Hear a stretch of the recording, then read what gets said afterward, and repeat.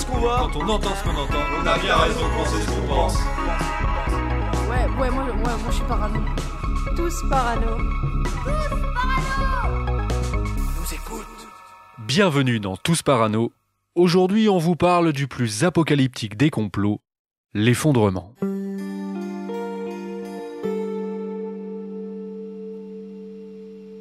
Imaginez, le monde tranquille et douillet que vous connaissez va disparaître dans le chaos.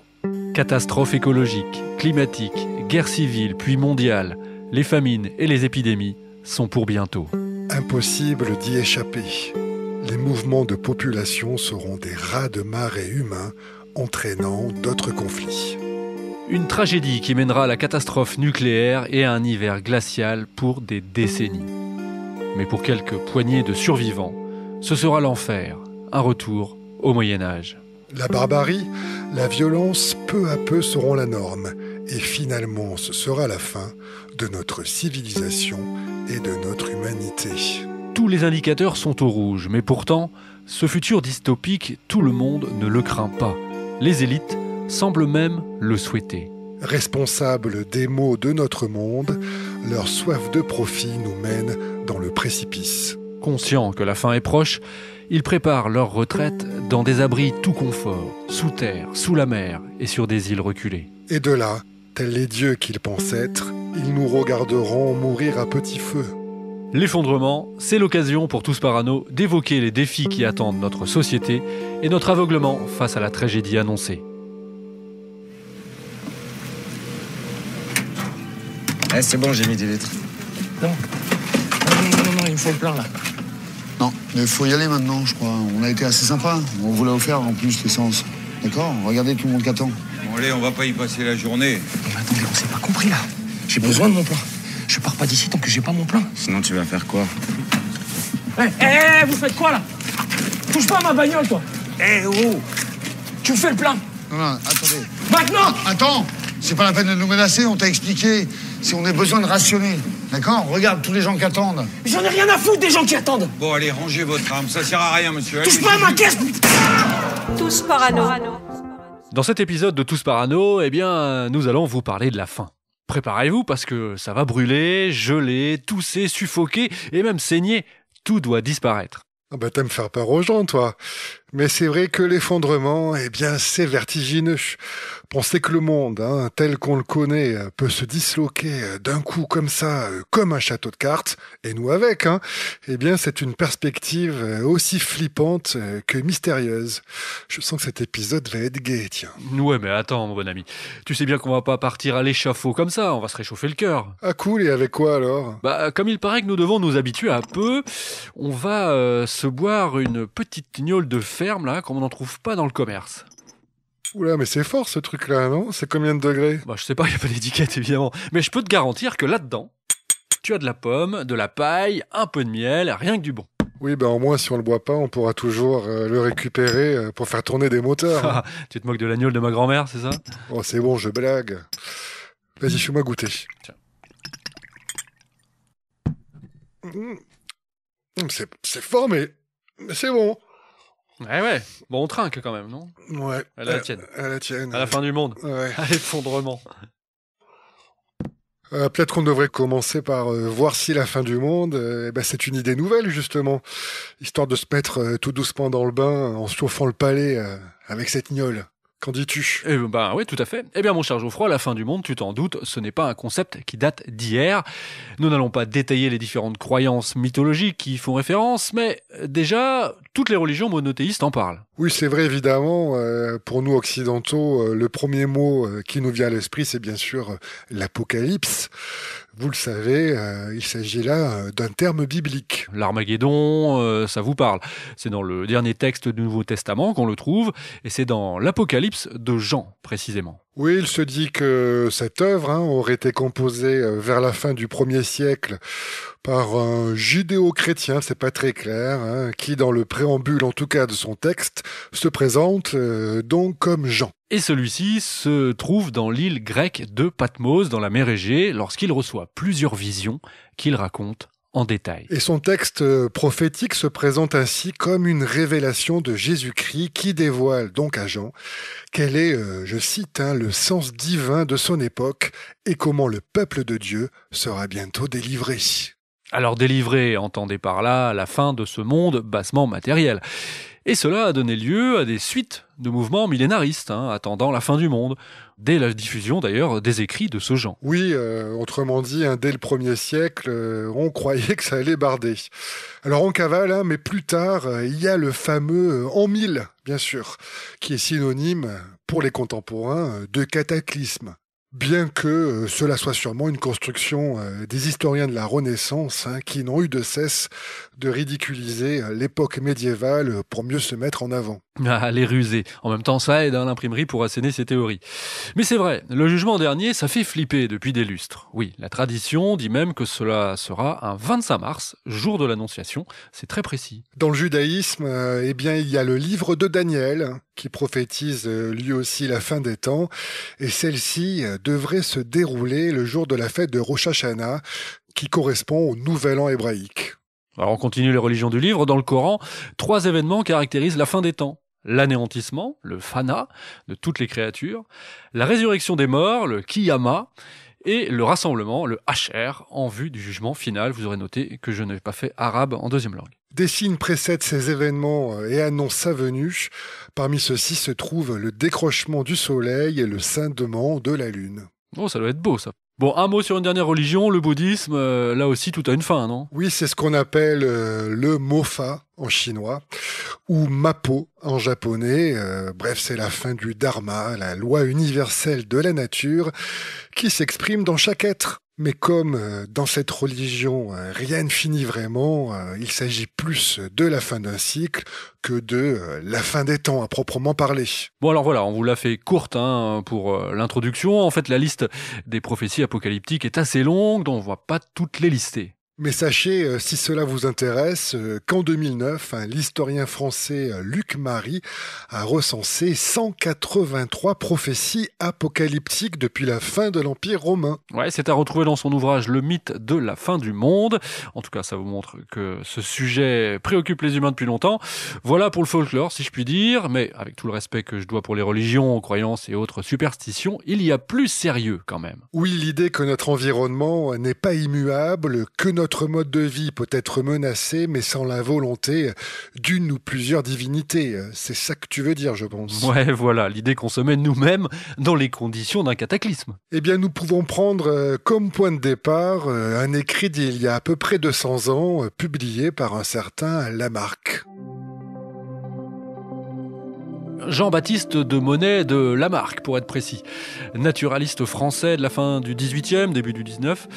C'est l'un des premiers à regarder la nature comme un scientifique pur, c'est-à-dire sans mysticisme. Et ces travaux permettront à Darwin, quelque temps plus tard, de penser l'origine des espèces aussi.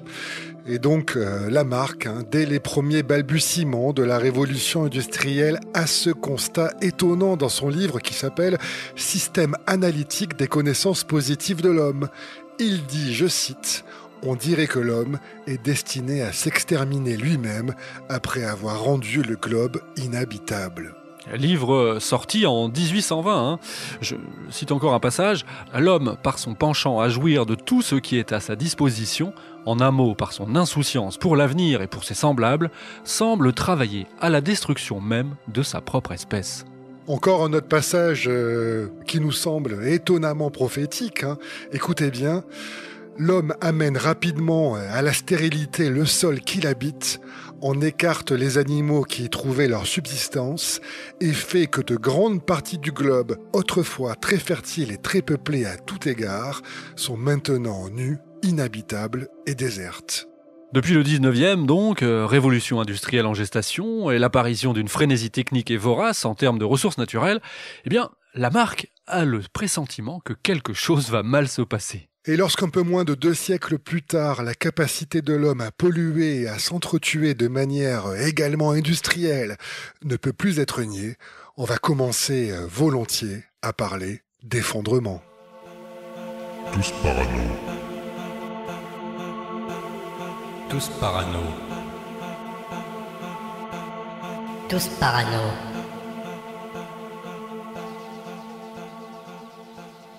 La théorie de l'effondrement est l'idée selon laquelle notre société, dont le fonctionnement est basé sur les énergies fossiles, est vouée à disparaître du fait de l'enchaînement de crises environnementales, économiques, géopolitiques et sociétales. Le mot effondrement ne vient pas de la littérature complotiste ou encore décliniste. Il est apparu dans le cadre du Club de Rome, le fameux groupe de réflexion réunissant des scientifiques, des économistes, des fonctionnaires nationaux et internationaux, ainsi que des industriels de 52 pays. Au début des années 70, pour le compte du Club de Rome donc, un groupe de chercheurs du MIT travaille à évaluer la viabilité du système économique mondial. En 1972, ils publient leurs conclusions sous le titre sans ambiguïté « Les limites à la croissance ». Plus connu sous le nom du rapport Meadows, du nom de son rédacteur en chef Denise Meadows, cette publication va changer notre vision du monde. Et ça faisait d'ailleurs l'actualité à l'époque. Écoutez. C'est à la demande d'un groupe multinational de scientifiques et d'industriels, le Club de Rome, que les chercheurs du Massachusetts Institute of Technology, le MIT, se sont mis au travail. Ils ont fait parler l'ordinateur et grâce à lui, ont pu établir un modèle dynamique des activités humaines à l'échelle planétaire. Cette étude a mis en relief les tendances les plus inquiétantes de notre développement et leurs interactions. C'est cet équilibre entre population, production, ressources, espace disponible qu'il faut trouver et trouver assez rapidement. Sinon, si nous ne faisons pas ça, les prochaines générations devront payer notre imprévoyance et notre égoïsme. Maintenant, il faut prendre conscience et connaissance des nouvelles réalités. Si nous ne sommes pas capables de faire ça, alors je pense que les souffrances humaines seront presque infinies. Souvent considéré comme le point de départ de la prise de conscience écologique mondiale, ce rapport Meadows modélise pour la première fois, grâce à l'informatique, l'incompatibilité entre la croissance économique et démographique des sociétés industrielles et la finitude des ressources terrestres. Ah, quel bel outil que l'ordinateur! Enfin, parenthèse, on est dans les années 70. Les modélisations ne prenaient pas en compte le dérèglement climatique. On ne disposait pas à cette époque de la même somme d'informations qu'aujourd'hui. Mais le rapport intègre déjà la pollution, notre production de déchets et la raréfaction des ressources naturelles. Et donc, dans ce travail de prospective, spéculant sur ce qui peut se passer dans le futur, le rapport Meadows envisage 10 scénarios pour la planète au XXIe siècle. Et 2 d'entre eux conduisent à un effondrement global. L'un dans la décennie 2020 et l'autre dans la décennie 2050-2060. Et plus on va s'approcher de ces dates fatidiques scénarisées dans le rapport et donc du moment possible de l'effondrement, plus la paranoïa va s'accélérer à tort ou à raison. Ça, on le verra. En tout cas, en 2005, le professeur américain Jared Diamond publie Collapse, effondrement en français, dans lequel il analyse comment différentes civilisations ont entraîné leur propre disparition au cours de l'histoire en ne sachant pas anticiper et lutter contre la dégradation de leur environnement. Alors un petit mot sur cet auteur. Fils d'un médecin et d'une pianiste, Jared Diamond a fait Harvard grâce à une bourse. Et il sera ensuite professeur de physiologie en 1968. À l'âge de 20 ans, il débute également une seconde carrière en parallèle et se spécialise en ornithologie et en écologie. Oui, surtout sur la zone de Nouvelle-Guinée et ses îles voisines. Alors plus tard, il a la cinquantaine, Diamond entame une nouvelle carrière, la 3e. Ce sera en histoire de l'environnement et là, il devient professeur de géographie à UCLA. Et donc son essai, L'effondrement, contient 4 parties. La première part du tout proche. Il décrit l'environnement de l'État américain du Montana en se concentrant sur la vie de quelques habitants. Son idée, c'est de montrer à ses lecteurs que les problèmes qu'il va développer plus loin dans son ouvrage se posent déjà, dans une région qu'il considère comme sans doute la mieux préservée du pays. La deuxième partie décrit des sociétés du passé qui se sont effondrées. Et il liste 5 ensembles de facteurs pouvant affecter ce qui arrive à une société. En 1, la dégradation environnementale. En 2, le changement climatique. 3, des voisins hostiles. 4. Une perte de partenaires commerciaux. Et 5. Les réponses de la société elle-même à ces problèmes environnementaux. Alors donnons quelques exemples. Il remarque ainsi que sur l'île de Pâques, la société s'est effondrée en raison de la dégradation de son environnement. Petite explication, pour acheminer au bord de l'océan les fameuses statues de l'île de Pâques, les moailles, des statues qui pesaient jusqu'à 80 tonnes, les habitants utilisaient les troncs des arbres et s'en servaient comme des sortes de rails. Mais, sculptant toujours plus de moailles, de taille toujours plus imposante, ils ont fini par abattre la totalité des arbres qui étaient sur l'île pour les transporter. Et cette disparition des arbres entraînait un bouleversement total de l'écosystème. Un bouleversement qui, à l'issue d'une réaction en chaîne touchant aussi bien la faune que la flore, a abouti à l'effondrement de cette société. Jared Diamond décrit aussi la fin des Vikings. Leur société du Groenland se serait effondrée selon lui par la conjugaison encore de 5 facteurs, y compris le dernier, un refus d'adaptation au moment de l'effondrement social. Oui, effondrement social parce que leur démographie n'a fait que chuter et le plus incroyable, c'est la raison à cela. Ouais, pour les Vikings, manger autre chose que de la viande, c'était impensable, un déshonneur même. Alors prévoyants, ils sont bien sûr arrivés au Groenland avec des bêtes. Mais peu à peu, les pâturages se sont avérés trop pauvres et limités. Et les Vikings vont peu à peu manger tout leur cheptel. Et un jour, ils n'ont plus de viande. Et alors qu'ils sont entourés d'eau poissonneuse, ils vont choisir de se laisser mourir et d'abandonner ces nouvelles terres plutôt que de changer de régime alimentaire. Et c'est l'effondrement. La fierté viking, ça c'est quelque chose. En tout cas, ce livre, Collapse, a un effet retentissant. À tel point que nombreux sont ceux qui se penchent sur ses travaux pour les commenter.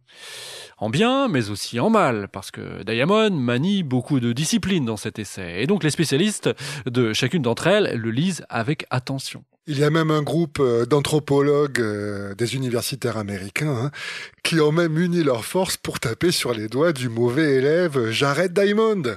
Ils ont publié un ouvrage collectif nommé Questioning Collapse en 2009, donc 4 ans après la sortie du livre de Diamond, et ils ont notamment une contre-théorie sur l'île de Pâques. Ouais, ils contestent le fait que les habitants de l'île de Pâques n'auraient pas provoqué l'effondrement de leur population par une surexploitation des arbres pour construire et acheminer les statues. Non, la déforestation s'expliquerait plutôt par l'arrivée de rats polynésiens, ça serait vers l'an 1200, qui se seraient nourris massivement des noix de leurs palmiers. Voilà pour les arbres, et puis ce groupe d'anthropologues considère également que l'effondrement de la population, lui, est à chercher plutôt du côté de l'arrivée des Européens qui auraient provoqué des maladies et l'esclavage. Oui, ça serait bien plus tard donc. Et Diamond a peut-être fait des raccourcis, mais sa démonstration sur l'effondrement a le mérite d'être claire. Et quelques années plus tard, là nous sommes en 2013, un autre auteur va faire à son tour sensation. Celui-ci s'y connaît, lui aussi, en matière d'effondrement, puisqu'il a vécu celui de l'Union soviétique.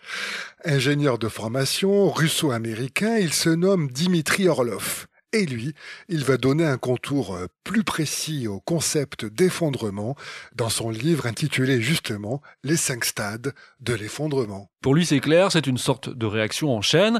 Voici les 5 stades en question, selon Dimitri Orlov. Alors tout commence par un effondrement financier, principalement dû à une forte augmentation des coûts de l'énergie dont la société est dépendante. Alors le ou les États contractent du coup des dettes impossibles à rembourser, provoquant l'effritement des systèmes bancaires. C'est encore pas très palpable, mais peu à peu cela va devenir concret. Car il s'ensuit l'effondrement du commerce.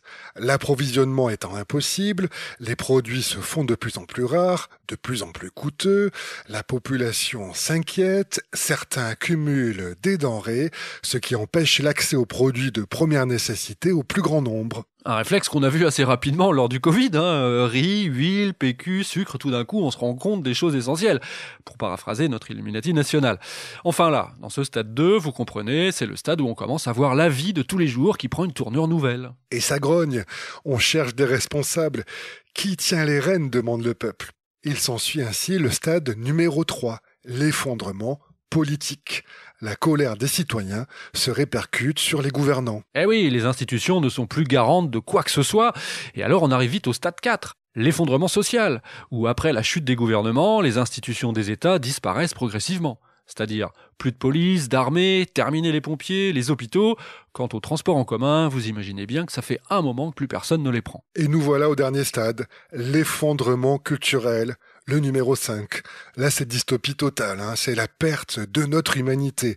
Il n'y a plus d'entente possible entre individus, toute civilité disparaît complètement.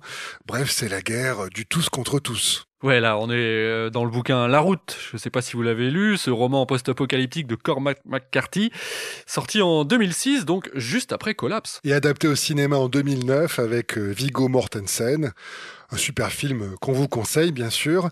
Et pour rester dans les références ciné, on peut citer également un film plus récent, Civil War, où on voit aussi comment les États-Unis pourraient d'un seul coup vriller dans la violence la plus extrême.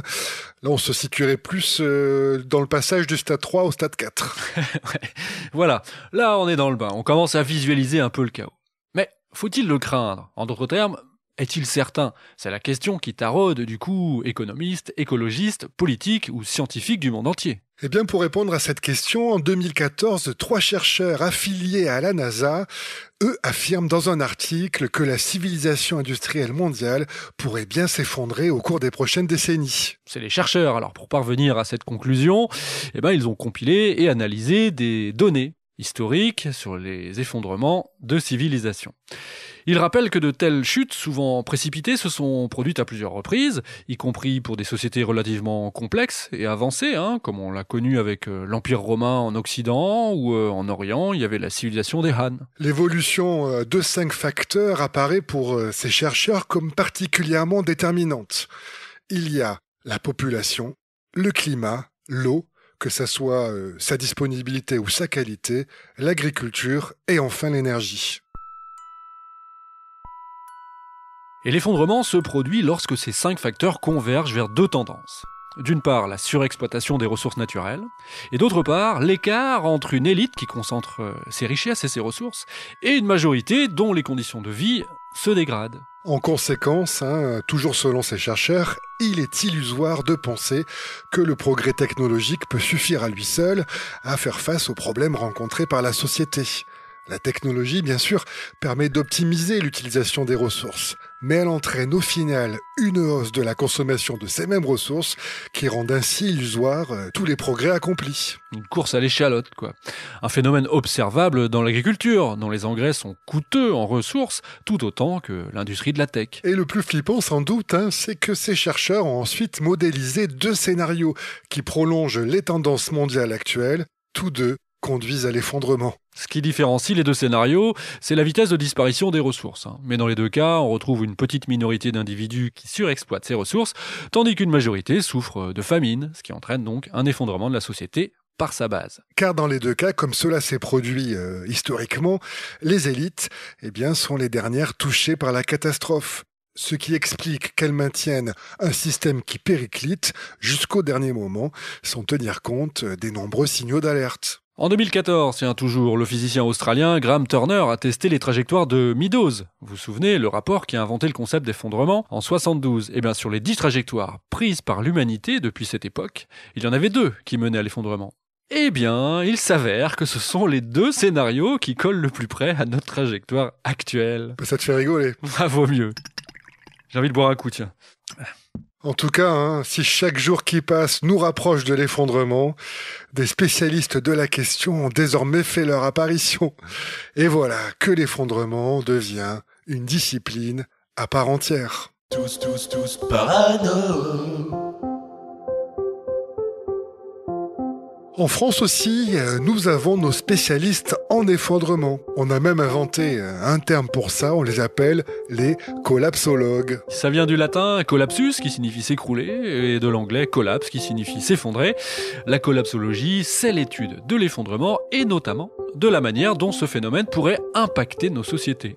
La collapsologie, c'est un joli mot pour étudier l'apocalypse à venir, non ? Ah ouais. Et en France, l'étude d'un possible effondrement de la civilisation qu'on pourrait qualifier de thermo-industrielle est portée en particulier depuis 2011 par l'Institut Momentum. Ce think tank est fondé par une journaliste et professeure à Sciences Po Paris, Agnès Sinaï. Elle est née en 66 à Marseille et elle devient une plume engagée, proche de l'altermondialisme. Notamment en 99, elle réalise un documentaire sur les émeutes de Seattle lors du Forum économique mondial. Et elle écrit aussi parallèlement dans le monde diplomatique. Et en 2013, elle obtient un diplôme en permaculture et traction animale à la ferme du Bec et Loin. On en apprend tous les jours dans Tous Parano sur les possibilités d'études cocasses qui nous sont offertes. Je te sens moqueur. Là. Bah, tu constateras quand même que diplômé de la ferme du Bec et Loin, on pourrait croire à une blague. Mais que nenni, mon cher. La ferme du Bec et Loin, c'est la Sorbonne de la permaculture. C'est le lieu de référence pour tout ce qui touche à une agriculture durable. Ok, j'ai compris, c'est le truc de bobo ultime, quoi. Bon. Présentons quand même ce lieu. Il a été fondé par Charles Hervé Gruyé, un personnage de bonne famille, dont les membres ont brillé au sommet de l'État depuis le XVIIIe siècle. Son trisaïeul, par exemple, était à la Cour des comptes, tout comme son père et son grand-père. Mais Charles, lui, c'est un original et il quitte Paris sur un coup de tête à 21 ans. La mère l'appelle. Il achète un voilier. Oui, pas n'importe lequel. La Fleur de l'Empole, un magnifique voilier tout en bois, une gabarre, c'est-à-dire un bateau de marchandises. On peut y mettre un équipage de 30 personnes, il y a de la place. Et Charles Hervé Gruyé va le transformer en bateau-école. Déjà, l'envie de transmettre et de former. En tout cas, pendant 20 ans, il va faire le tour du monde en emmenant tour à tour des enfants, des adolescents, des journalistes, enfin quiconque qui voudrait filmer l'autre bout du monde ou s'initier à la marine à voile. Et en 2003, le marin pose pied à terre et décide d'y mettre aussi les mains. Avec sa compagne, il achète une ferme, la fameuse ferme du Bec et Loin, donc. Et il devient maraîcher bio. Chez lui, il n'y a pas d'engrais, pas de pollution, pas de tracteur. Il utilise un cheval. Alors c'était il y a 20 ans. Et tout ça était un peu nouveau à l'époque. Et les agriculteurs du coin n'en reviennent pas. Tout comme les consommateurs, qui ne comprennent pas encore le concept d'agriculture biologique et durable. Mais il persévère avec sa compagne Perrine, et c'est auprès des chercheurs et des médias qu'il rencontre le succès, la notoriété. Charles Hervé Gruyé se forge à ce moment-là la conviction que le monde va changer et que la population doit réagir. Il cultive son jardin autosuffisant et permanent, mais surtout il écrit. Et il est même traduit en 8 langues. Et alors là, quand même, il va raconter dans un de ses livres un truc fou avec des militaires qui viennent le voir. C'est en 2013, il raconte avoir accueilli 3 officiers de l'OTAN venus se former à la création de potagers. Selon Charles Hervé Gruyé, je cite, leur job était d'identifier les risques du monde de demain pour préparer les armes et les ripostes afin de maintenir la paix. Déjà, il voyait à l'horizon 2025 les tensions se nouer autour de l'énergie et de l'alimentation, autour d'un arc de crise qui irait des pays de l'Est au Moyen-Orient et au Maghreb. On imagine bien que Poutine doit trembler en apprenant que certains officiers de l'OTAN sont formés à la création de potagers. Enfin voilà qui va continuer de me rendre parano, car ce qu'on peut dire quand même, c'est que si des militaires s'intéressent à la permaculture, c'est peut-être qu'on est proche du stade 4 de l'effondrement, non Gaël? Ouais, c'est possible. Ouais. Bon, enfin cette ferme, quoi qu'on en dise, est devenue un lieu de formation officiel. Et voilà donc qu'il est possible de passer son diplôme en permaculture et traction cheval. Voilà, je remets les choses un peu dans l'ordre. Animal. Quoi animal? Diplôme en traction animale, pas cheval. Oh mais t'es tatillon, toi. Tu me parais proche de l'effondrement. T'aurais peut-être besoin d'un remontant, non? Ouais, t'as raison. Allez. Bon, du coup, on est reparti à la ferme, et on en aurait presque oublié le pourquoi du comment. Revenons donc à l'Institut Momentum, rappelez-vous, le think tank fondé par Agnès Sinaï. Alors lui, il donne quelle définition de l'effondrement? Alors pour Momentum, je cite, l'effondrement, c'est le processus irréversible à l'issue duquel les besoins de base, eau, alimentation, logement, habillement, énergie, ne sont plus fournis, à un coût raisonnable, à une majorité de la population par des services encadrés par la loi. Alors parmi les membres qui comptent de ce think tank, certainement le plus illustre, car il a été un habitué des plateaux télé et des campagnes électorales pour le compte des Verts, l'ancien ministre de l'Environnement, Yves Cochet. C'est un Rennais, lui, un baby-boomer universitaire, chercheur en mathématiques. Et puis c'est un écologiste de la première heure. Dans les années 70, il militait déjà contre le nucléaire et formait des militants du Parti vert au début des années 90. Et il n'a jamais craint au cours de sa carrière politique le parachutage qu'il qualifie, je cite, de nomadisme électoral. Ah, c'est joli. C'est ainsi qu'il sera tour à tour élu à Rennes, au conseil municipal, puis candidat en Normandie, et puis député du Val d'Oise, où il entre quand même dans l'histoire en devenant, nous étions en 1997, l'un des 7 premiers élus écologistes au Parlement français. Et d'ailleurs, à cette occasion, il est élu vice-président de l'Assemblée nationale. Un beau CV. Et ensuite, si vous le connaissez, c'est sûrement pour son poste de ministre de l'Environnement sous Jospin. Et puis la gauche, ensuite, s'est pris une veste au présidentiel. Alors il redevient député, tout d'abord à l'Assemblée nationale, et puis il migrera au Parlement européen. Et avec un certain panache, il se met en grève de la viande, selon sa formule consacrée. Durant le sommet de l'ONU sur le climat à Copenhague, là nous sommes en 2009, pour exiger une reconnaissance de l'impact de la consommation de la viande sur l'environnement et alerter bien sûr sur la souffrance animale. Et là encore, Yves Cochet va marquer les esprits par son franc-parler. Il ira même jusqu'à défrayer la chronique avec une proposition de directive européenne étonnante qu'il a baptisée la grève du 3e ventre. Ça c'est toujours en 2009 et c'est au cours d'un colloque d'Entropia, la revue de la décroissance, qu'il en parle et l'ancien ministre sidère l'auditoire. Alors selon lui, un enfant européen aurait un coût écologique comparable à 620 trajets Paris-New York.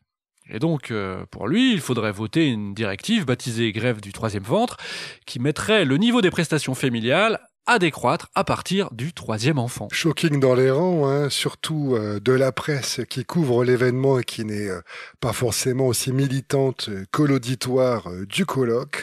En tout cas, devant le tollé qu'il suscite, il nie dans un premier temps avoir tenu ses propos, mais pour la petite histoire, quand on le re-questionne en 2019 sur ce sujet, eh bien, il assume sa grève du 3e ventre et il voit même le moyen de faire d'une pierre deux coups. Je le cite, « Les pays riches sont les premiers à devoir décroître démographiquement.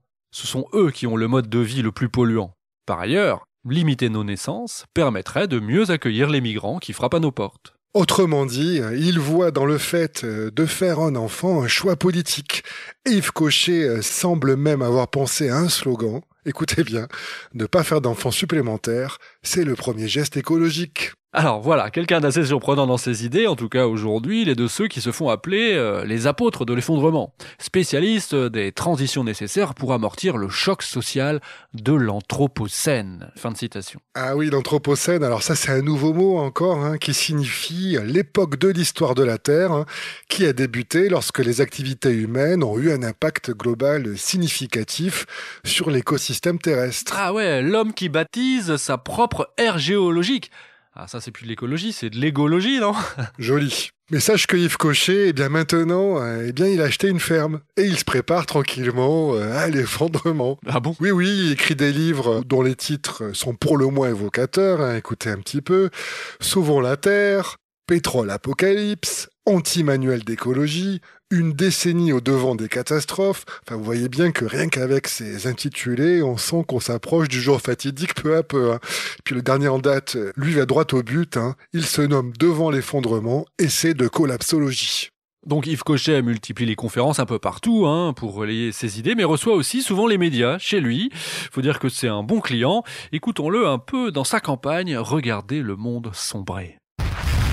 Avec ma fille, nous avons acheté cette maison, une 13aine d'années, parce que nous avons anticipé le fait qu'un effondrement général, systémique et global du monde puisse avoir lieu, disons, vers les années 2025-2030, je ne suis pas à 5 ans près. En tout, ça fait 7 hectares. Il y a 3 hectares de bois et 4 hectares de prés, disons. C'est important d'avoir de l'eau vraiment toujours disponible si jamais l'eau courante, disons, distribuée par la ville, ne l'était plus. Il y aura quelques calèches. Le mode de transport du futur en 2040, c'est pas les bagnoles, c'est pas les avions, il n'y aura plus d'avions. Il y aura peut-être quelques bagnoles au gazogène, au biogaz, mais c'est le cheval. On dit, mais bon, si tout s'effondre, avec qui je vais vivre? Eh bien, c'est pas avec votre groupe Facebook où il y a des Québécois et des Chinois, hein, parce que ça sera fini, il n'y aura plus d'Internet en 2035. C'est avec vos voisins géographiques. Et donc les voisins géographiques, eh bien, c'est des paysans. Il y en a un d'ailleurs qui est là qui vient nous aider parce qu'il a un petit tracteur, lui, pour aménager le terrain. C'est vos voisins. J'ai quand même une certitude sur l'imminence de cet effondrement catastrophique. À ce moment-là, qui survit? Ce qu'on a connu comme hécatombe dans les 2 guerres mondiales nous paraîtra peu par rapport à ce qui va venir dans 10-15 ans. Quand il y a un effondrement, vos rivaux pour la survie sont les plus proches de vous. Qui est-ce qui va mourir le premier? Moi ou mon mari ou ma fille ou mes voisins? Donc la psychologie qu'on a, c'est une psychologie absolument terrible. Elle est terrifiante. Allez vous mettre ça en tête. S'entraider ou s'entretuer, ça se prépare. S'entraider ou s'entretuer, ça se prépare. Incroyable. On est au stade 5 déjà, là, de l'effondrement, plus d'humanité. Je sais pas s'il a prévu son flingue. En tout cas, de quoi nous rendre tous parano. Bon, on pourrait pas faire le tour de France des collapsologues sans citer le dernier, le petit jeune qui monte. On le dit même inventeur du mot collapsologie. Oui, tu fais allusion à Pablo Servigne, qui a d'ailleurs lui aussi été recruté par l'Institut Momentum d'Yves Cochet. Alors, rapidement, lui, c'est un jeune Français qui a d'abord passé 20 ans en Belgique pour y suivre des études d'ingénieur agronome avant de soutenir une thèse en biologie à l'Université libre de Bruxelles. Et le 30 octobre 2008, précisément, eh bien, le chercheur, à 30 ans, quitte le monde universitaire après avoir soutenu une thèse sur les mécanismes d'entraide chez les fourmis arboricoles en Guyane. Et au même moment, eh bien, la finance mondiale s'effondre. Oui, tu fais allusion à Pablo Servigne, qui a d'ailleurs lui aussi été recruté par l'Institut Momentum d'Yves Cochet. Alors rapidement, lui, eh bien, c'est un jeune Français qui a suivi des études d'ingénieur agronome avant de soutenir une thèse en biologie à l'Université libre de Bruxelles, en Belgique donc. Et le 30 octobre 2008, précisément ce jour-là, le chercheur quitte le monde universitaire après avoir soutenu une thèse sur les mécanismes d'entraide chez les fourmis. Et au même moment, la finance mondiale s'effondre. Il a 30 ans. Rappelez-vous, la banque d'investissement Lehman Brothers fait faillite et entraîne dans sa chute la bourse américaine et puis toutes les bourses mondiales. L'effondrement, justement, celui de notre monde, lui semble une quasi-réalité. Et le jeune scientifique décide alors de s'y intéresser de plus près. Quelque temps passe et il rencontre un Belge du nom de Raphaël Stevens. Et tous deux se découvrent une passion commune. Ils se rendent compte que chacun dans son coin, depuis des années, accumule un stock de documentation sur les catastrophes, qu'elles soient passées, en cours ou à venir. Bref, à eux deux, ils ont collecté plus de 4000 articles scientifiques. Et 600 livres sur ce vaste sujet. Et ensemble, ils réfléchissent à mettre en commun leur savoir et leurs réflexions. Ils racontent, je cite, « Nous éprouvions le besoin d'un nouveau concept ». Les notions de développement durable ou de croissance soutenable étaient instrumentalisées par les lobbies pour faire du greenwashing. Le concept d'empreinte écologique était un peu fatigué et la décroissance, eh bien, ça ne prenait pas vraiment. Tout le monde sait pourtant qu'une croissance infinie est impossible dans un monde fini et que nous consommons trop. Nous avons envisagé alors de parler d'effondrementisme et puis nous avons tilté sur collapsologie. Ouais, bien vu, ça cartonne. Ils ont leur mot sexy qui frappe les esprits. Pablo Servigne est alors invité au Parlement européen. On commence à le prendre au sérieux. Et puis le duo publie un livre retentissant dans la foulée. C'était en 2015, un livre qui s'appelle « Comment tout peut s'effondrer ». Et grâce à Pablo Servigne et Raphaël Stevens, eh bien, la collapsologie touche le grand public. 100 000 exemplaires de leur ouvrage sont vendus. Et voilà de quoi inspirer divers mouvements écologistes, notamment Extinction Rebellion. Écoutons-le, pour lui, il n'y a pas d'issue. Notre monde, c'est fini, il faut en faire le deuil. Oui, on va tous mourir. Et l'idée, c'est de bien vivre avec cette idée. Et donc de faire le deuil de sa propre mort, c'est très dur. Et du coup, ce livre nous met face à la possibilité imminente que notre société s'arrête. Waouh! Il faut déjà du courage pour ouvrir le livre. Et puis après, il faut entamer un processus de deuil. Enfin, franchement, j'en souffre. Les articles sur la biodiversité, c'est très dur. La moitié des populations d'oiseaux en Europe est partie. Enfin, dans la mer, la biologie marine, là, c'est fou. Il n'y a plus rien, en fait, dans les forêts tropicales. Voilà. Donc ça s'effondre vraiment. Le climat, il y a des articles absolument incroyables. Bon, bref. Et on a voulu faire un lien entre la finance, l'économie, le climat, la biodiversité, les chaînes d'approvisionnement, les systèmes alimentaires, les risques systémiques, et tout ça tient de manière assez cohérente. Et en fait, l'idée, c'est que quand on voit tout ensemble, ça peut aller plus vite que ce que chaque discipline pense. Ça peut être plus grave que ce que chaque discipline pense. C'est ça la nouveauté. Bon, eh bien, nous voilà prévenus. Il va nous falloir rester philosophe, hein. Oui, mais avant cela, il serait bon de faire un petit tour d'horizon des catastrophes qui nous attendent, non? Et peut-être un petit remontant avant de s'attaquer aux plaies d'Égypte. Ah, évidemment, il nous faut ça. Cette petite gnôle réchauffe le cœur et l'âme. À la tienne. À la tienne. Santé, ça va devenir de plus en plus important. Oui, voilà. Santé, alors. Ça va nous rendre parano, tout ça. Nous allons maintenant passer en revue les dangers qui planent sur notre civilisation.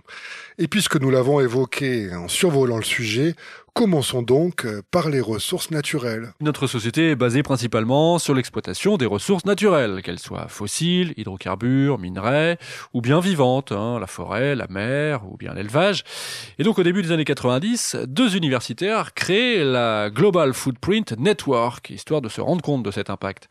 Ce réseau entreprend de mesurer notre consommation mondiale en ressources et de la mettre en corrélation avec ce qui est disponible sur la planète. Mathis Wackernagel et William Rees, c'est comme ça que se nomment ces 2 chercheurs, eh bien chaque année depuis, vous en entendez sûrement parler, ils vont estimer la date dans le calendrier à laquelle les ressources disponibles ont été épuisées pour l'année. C'est ce qu'on appelle le jour du dépassement. Cette date symbolise la pression exercée par l'humanité sur la planète. Une manière de montrer que nous avons les yeux plus gros que le ventre, en quelque sorte. Alors, est-ce qu'on s'assagit avec le temps, Geoffroy, ou alors il y a encore de quoi être parano? Depuis les années 70, la date du jour du dépassement n'a cessé de s'avancer.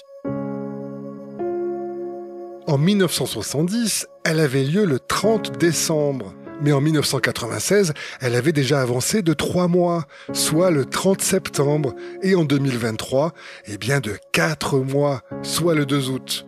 En bref, il faudrait une Terre et le quart d'une autre pour pouvoir subvenir à nos besoins.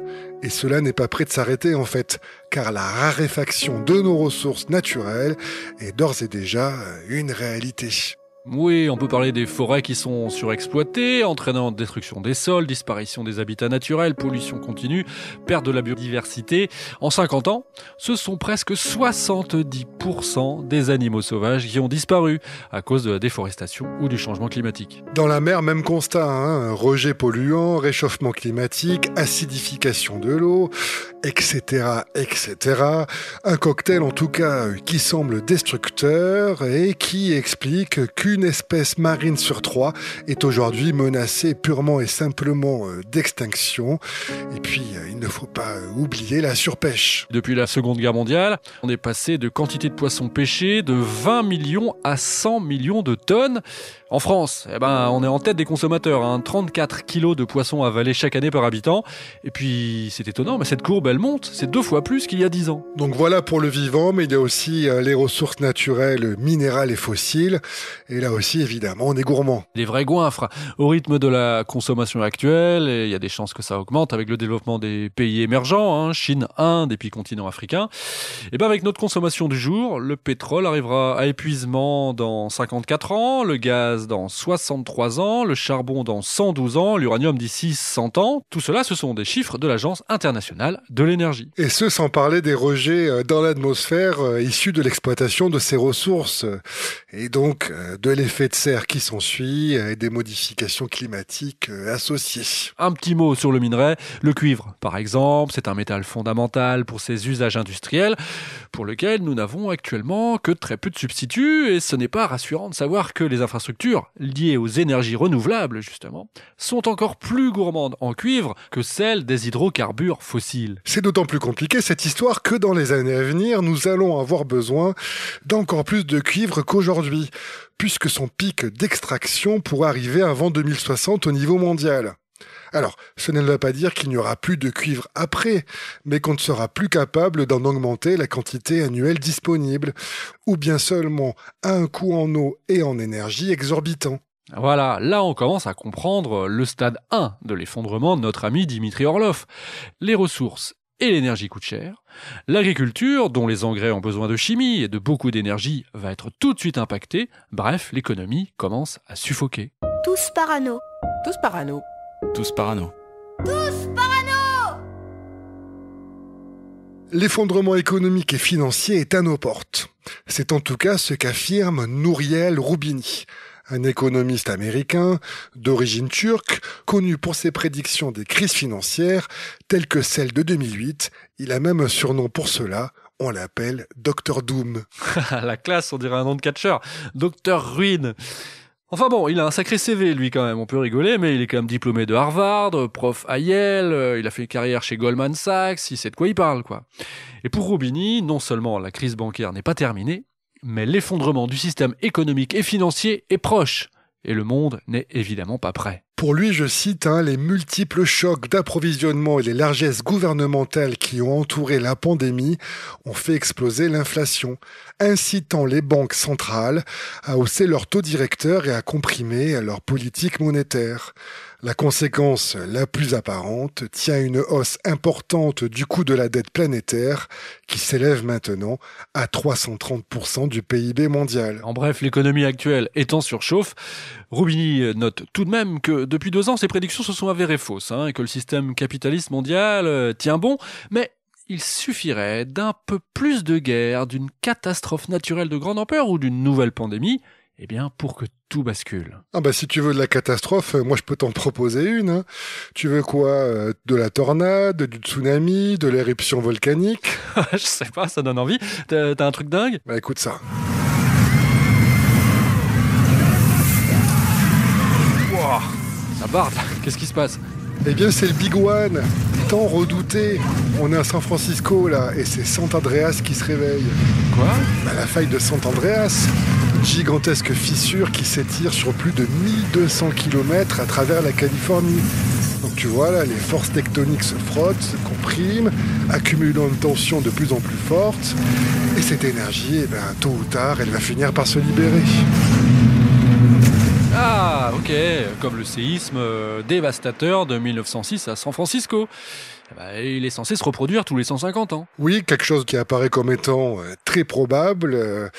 Et selon plusieurs études, une nouvelle catastrophe pourrait arriver aux alentours de 2030. Le Big One se rapproche. Ce serait une vraie cata, on le comprend, tout comme une super éruption d'un volcan, mais cela est peu probable d'après les spécialistes.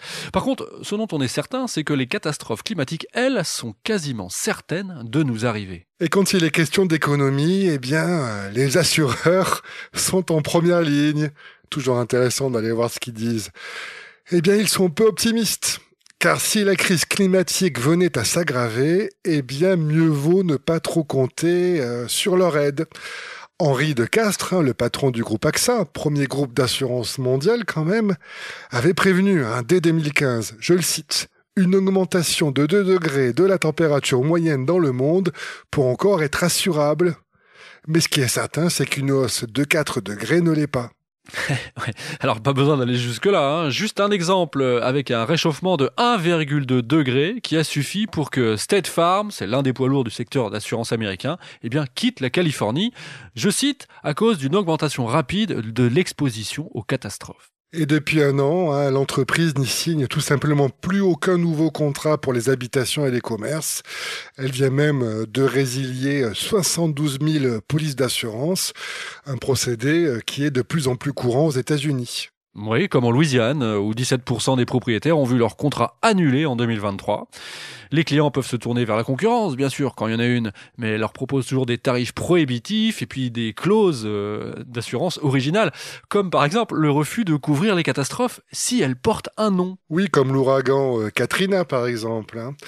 Et puis, puisque nous parlions à l'instant des zones à risque, Dites-vous aussi qu'il y a des zones qui vont devenir tout simplement inhabitables. Ouais, là encore des études officielles. Là, c'est la NASA qui a dressé une liste de régions particulièrement hostiles à la survie de l'espèce humaine d'ici 2050. Des régions comme le sud de l'Asie, le golfe Persique et les pays qui longent la mer Rouge, je pense à l'Égypte, l'Arabie Saoudite, l'Éthiopie, seront affectés. L'Est de la Chine également, certaines zones de l'Asie du Sud et du Brésil pourraient aussi à l'horizon 2070 devenir tout simplement invivables. Et donc la résultante de tout cela, ce qui ne va pas manquer d'arriver, ce sont des migrations massives de population, ce que l'on commence à appeler les fameux réfugiés climatiques. Le Haut-Commissariat des Nations Unies pour les réfugiés a calculé qu'en moyenne, depuis 2008, ce sont un peu plus de 21 millions de personnes qui ont été déplacées chaque année de force à cause de catastrophes telles que inondations, tempêtes, incendies ou les températures extrêmes. Et la situation va empirer fortement. Aucune des projections proposées par les instituts qui étudient le phénomène ne diminue ce nombre. Bien au contraire, celui-ci augmente considérablement. Les projections présentent ainsi une progression qui va de 260 millions de réfugiés climatiques en 2030 jusqu'à 1,2 milliard en 2050. Et la NASA, dont on parlait il y a un instant, déduit de ces calculs que cela pourrait être même jusqu'à 3 milliards d'individus qui pourraient être contraints de migrer. Alors là où vont arriver ces réfugiés climatiques, on imagine aisément que cela va entraîner une certaine déstabilisation. Et si les pays hôtes vont devoir leur faire une place, cela va inévitablement entraîner des tensions politiques, sociales, économiques et que sais-je encore. Ouais, on le comprend. Et ça peut être un facteur favorisant, vous le comprenez aussi, d'un effondrement soudain. Et puis, il peut aussi survenir ce qui s'appelle une catastrophe malthusienne. Tu nous expliques ce que c'est ? Alors oui, ça désigne un effondrement démographique qui suit une période où la population a augmenté très fortement. Cas pratique pour cerner le concept avec un exemple, celui d'une catastrophe malthusienne qui a déjà été observée et étudiée dans une population cette fois-ci animale. L'histoire est la suivante, nous sommes en 1944 et 29 rennes sont introduits sur une île, l'île de Saint-Mathieu, en mer de Bering. Et en l'absence de prédateurs et en présence de ressources alimentaires abondantes, la population de ces rennes explose. De 29 rennes, 20 ans plus tard, on est à un cheptel de 6000 individus, ça fait une croissance de 30% par an. Alors visiblement, c'était le point de bascule, puisque 6 mois plus tard, les rennes sont trop nombreux et il n'y a plus assez à manger pour tous les animaux. Et toute la population, excepté 42 femelles, meurt de faim. En parallèle, la végétation étant gravement et durablement dégradée. C'est le stade 5 de l'effondrement pour les rennes. En bref, ce qu'il faut comprendre là, c'est que la perspective de grands déplacements de population pourrait entraîner chez les pays hôtes une pression démographique tellement insoutenable qu'elle mènerait à un effondrement soudain de la population. Bon, alors, je ne vais pas faire mon parano, mais il semble bien que le temps nous est compté, du coup. Surtout que nous n'avons pas encore parlé d'un autre risque majeur, les guerres et le nucléaire. Ah, toi, je sens que tu veux qu'on parle de l'horloge de l'apocalypse. Exactement, tu m'as compris. Tous parano. Je crois que je suis parano. Tous parano. Ah bah ça y est, je l'entends le tic-tac. C'est la fameuse horloge. Alors là, on refait un petit bond dans le temps, mais ce coup-ci dans le passé. Nous revoilà maintenant au sortir de la Deuxième Guerre mondiale. Ouais, avec l'émergence de la bombe nucléaire, l'humanité a tout à coup compris qu'elle pouvait s'autodétruire et disparaître en un claquement de doigts. Et les premiers à manifester cette peur nouvelle, c'est paradoxalement ceux qui ont participé à créer ce monstre. Nos amis américains, c'est ça. Alors parlons de cette fameuse Doomsday Clock, l'horloge de l'apocalypse. Oui, rien à voir avec la Bible, c'est un concept non pas mystique mais scientifique. C'est une horloge symbolique qui compte le temps qui reste à l'humanité avant d'être détruite. La Doomsday Clock, que l'on traduit de temps en temps aussi en français par l'horloge de la fin du monde. Enfin, vous comprenez l'idée. Cette horloge, on la doit à un groupe de chercheurs qui s'appelle les Chicago Atomic Scientists. Et certains de ses membres avaient participé, donc, au moment de la Seconde Guerre mondiale, au projet Manhattan. Et après les bombardements atomiques d'Hiroshima et de Nagasaki, ils ont commencé à publier un magazine faisant part de leur crainte du risque atomique. Et c'est en 1947 qu'ils présentent leur première horloge. Pour que de la démo, les esprits soient marqués, ils ont imaginé une horloge où minuit est synonyme de fin du monde. Et donc, depuis, chaque année, ils se réunissent et dévoilent le nouvel horaire de l'horloge. Et c'est un indicateur assez intéressant qui évalue le risque du moment. À sa création, donc, en 1947, l'horloge indiquait 23h53, soit minuit moins 7 minutes. Et 6 ans plus tard, lorsque l'URSS répond aux États-Unis et teste avec succès sa première arme nucléaire, eh bien, l'horloge avance de 4 minutes. On se rapproche de la catastrophe. Il est désormais minuit moins 3. Et ça peut aller dans l'autre sens, comme en 63, l'URSS et les États-Unis signent un traité limitant les tests d'engins nucléaires dans l'atmosphère. Du coup, on se détend, l'horloge recule, il est minuit moins 12. Et en 1991, donc la fin de la guerre froide, l'horloge est alors au plus loin de minuit depuis sa création. Il n'est que 23h43. Mais depuis, on repart dans l'autre sens, surtout qu'à partir de 2007, le Chicago Atomic Scientist ajoute au danger nucléaire celui du réchauffement climatique. Et évidemment, l'horloge s'affole. Oui, en janvier 2016, par exemple, suite à l'escalade des tensions militaires entre la Russie et l'OTAN, et puis c'est aussi l'année la plus chaude jamais enregistrée à l'échelle de la planète, eh bien l'horloge est réglée sur 23h57, c'est-à-dire qu'on revient au niveau le plus haut enregistré lors de la guerre froide.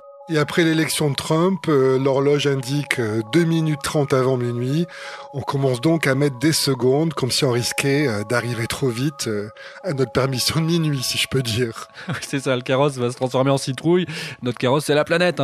Et bon, et aujourd'hui, eh bien, il se fait bien tard sur l'horloge, non ? Oui, puisque nous sommes à 23h58 et 30 secondes. Plus qu'1 minute 30 avant minuit. C'est un record, bien sûr. Il s'agit de l'heure la plus proche de la fin du monde depuis la création de l'horloge. Alors écoutons justement l'une des porte-paroles de ce groupe de scientifiques en conférence de presse en janvier 2024. Elle nous remet les pendules à l'heure. En 2023, les tendances ont continué de pointer la catastrophe mondiale. La guerre en Ukraine pose un risque toujours présent d'escalade nucléaire et l'attaque du 7 octobre en Israël et la guerre à Gaza fournissent une illustration supplémentaire des horreurs de la guerre moderne, même sans escalade nucléaire. Les pays dotés d'armes nucléaires sont engagés dans des programmes de modernisation qui menacent de créer une nouvelle course aux armements nucléaires. La Terre connaît son année la plus chaude jamais enregistrée. Des incendies, des inondations massives et d'autres catastrophes liées au climat se poursuivent. Le manque d'action sur le changement climatique menace des milliards de vies. La recherche biologique visant à prévenir de futures pandémies s'est avérée utile, mais présente également le risque d'en causer une. Les progrès récents de l'intelligence artificielle soulèvent une variété de questions sur la façon de contrôler une technologie qui pourrait améliorer ou menacer la civilisation dans les différents pays. Aujourd'hui, nous avons une fois de plus réglé l'horloge de l'apocalypse pour exprimer un niveau de risque sans précédent. Il est 23h58 et 30 secondes. Alors retenons notre respiration.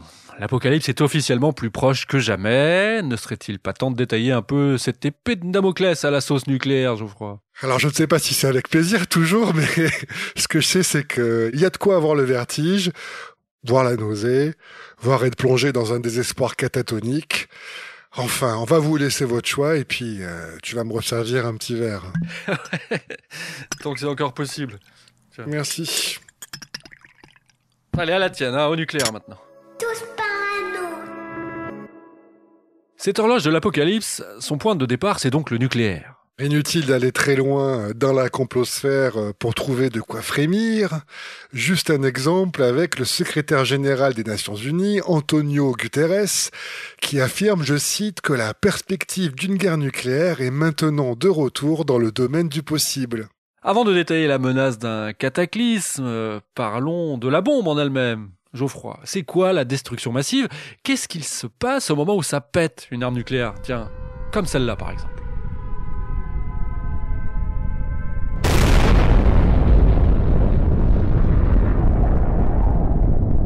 Eh bien, mon cher Gaël, en une poignée de microsecondes, l'énergie libérée sous forme de rayons X forme une boule de feu d'air surchauffé.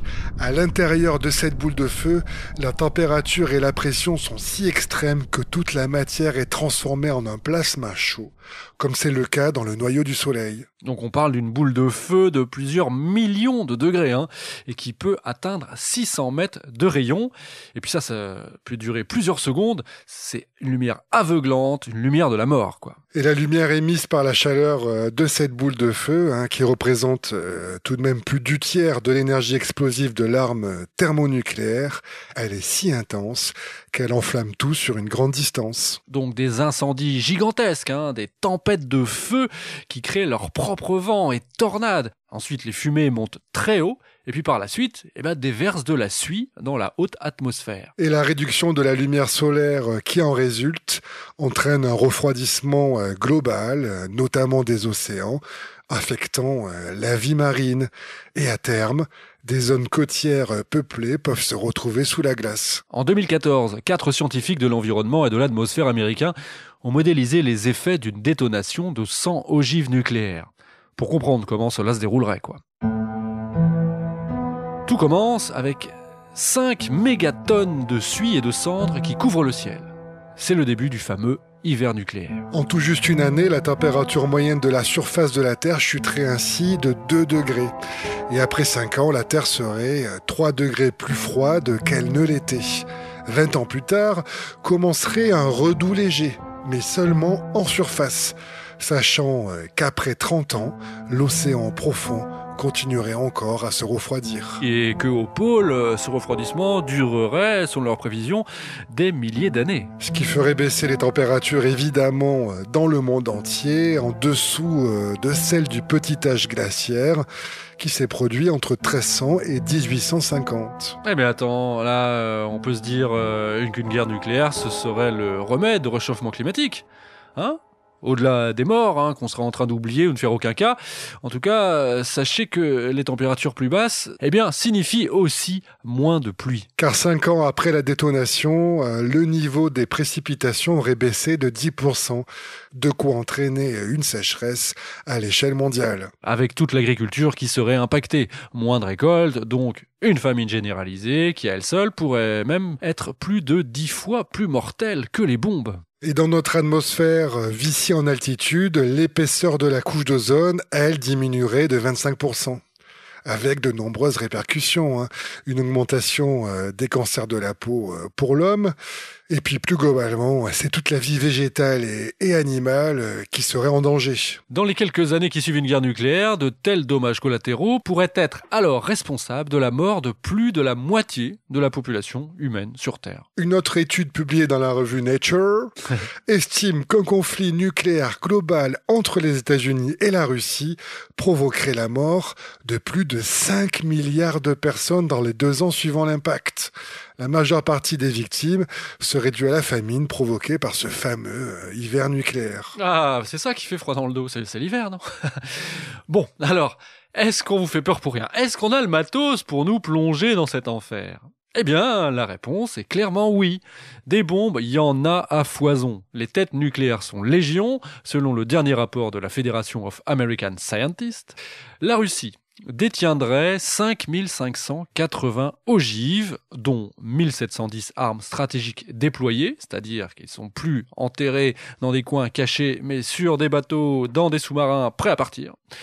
5000 également du côté des États-Unis, dont 1670 armes stratégiques déployées. Et puis ce qu'il faut bien se dire, c'est que dans une guerre nucléaire totale entre la Russie et les États-Unis, les 2 pays ne se limiteraient pas à tirer des missiles nucléaires sur l'autre, mais ils cibleraient aussi leurs alliés, y compris ceux qui sont dotés d'armes nucléaires. Et ces pays ont de quoi riposter. Oui, la France a 290 ogives, le Royaume-Uni 225. Si on ajoute la Chine, Israël, l'Inde, le Pakistan et la Corée du Nord, on arrive actuellement à plus de 1200 bombes nucléaires. Et puis, sachez que les ogives sont plus puissantes aussi. Par exemple, la B-83 de fabrication américaine, c'est 80 Hiroshima. Et la Russie a testé des armes encore plus puissantes. On dépasse maintenant les 300 kilotonnes. Pour rester sur la comparaison avec Hiroshima, c'était 12 kilotonnes. En tout cas, au total, on compterait plus de 13 000 armes nucléaires en circulation dans le monde. Eh ben, je sais pas s'il y a de quoi être parano, mais il faut savoir que à l'été 2023, le service de gestion des urgences de la ville de New York a publié un message à destination du public donnant des instructions aux New-Yorkais sur ce qu'il faut faire lors d'une attaque nucléaire. La vidéo de 90 secondes commence par une femme qui annonce nonchalamment la nouvelle catastrophique dans un décor post-apocalyptique. Les rues de New York sont vides. So there's been a nuclear attack. Don't ask me how or why, just know that the big one has hit, okay? So, what do we do? Quel flegme étonnant quand même. Elle nous dit bien, il y a donc eu une attaque nucléaire. Ne me demandez pas comment ou pourquoi. Sachez simplement que le Big One a frappé.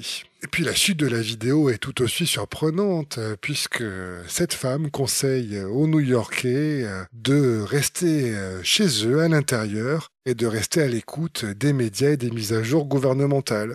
Ouais, ça paraît un peu futile après tout ce qu'on a décrit avec la boule de feu. Enfin, il faut bien continuer de sourire, même quand arrive l'apocalypse. Mais avant de nous lancer dans un autre type de cataclysme, il faut parler des armes nucléaires nouvelle génération, non ? Ah oui, celles-là, elles peuvent plus que jamais nous plonger dans le Moyen-Âge.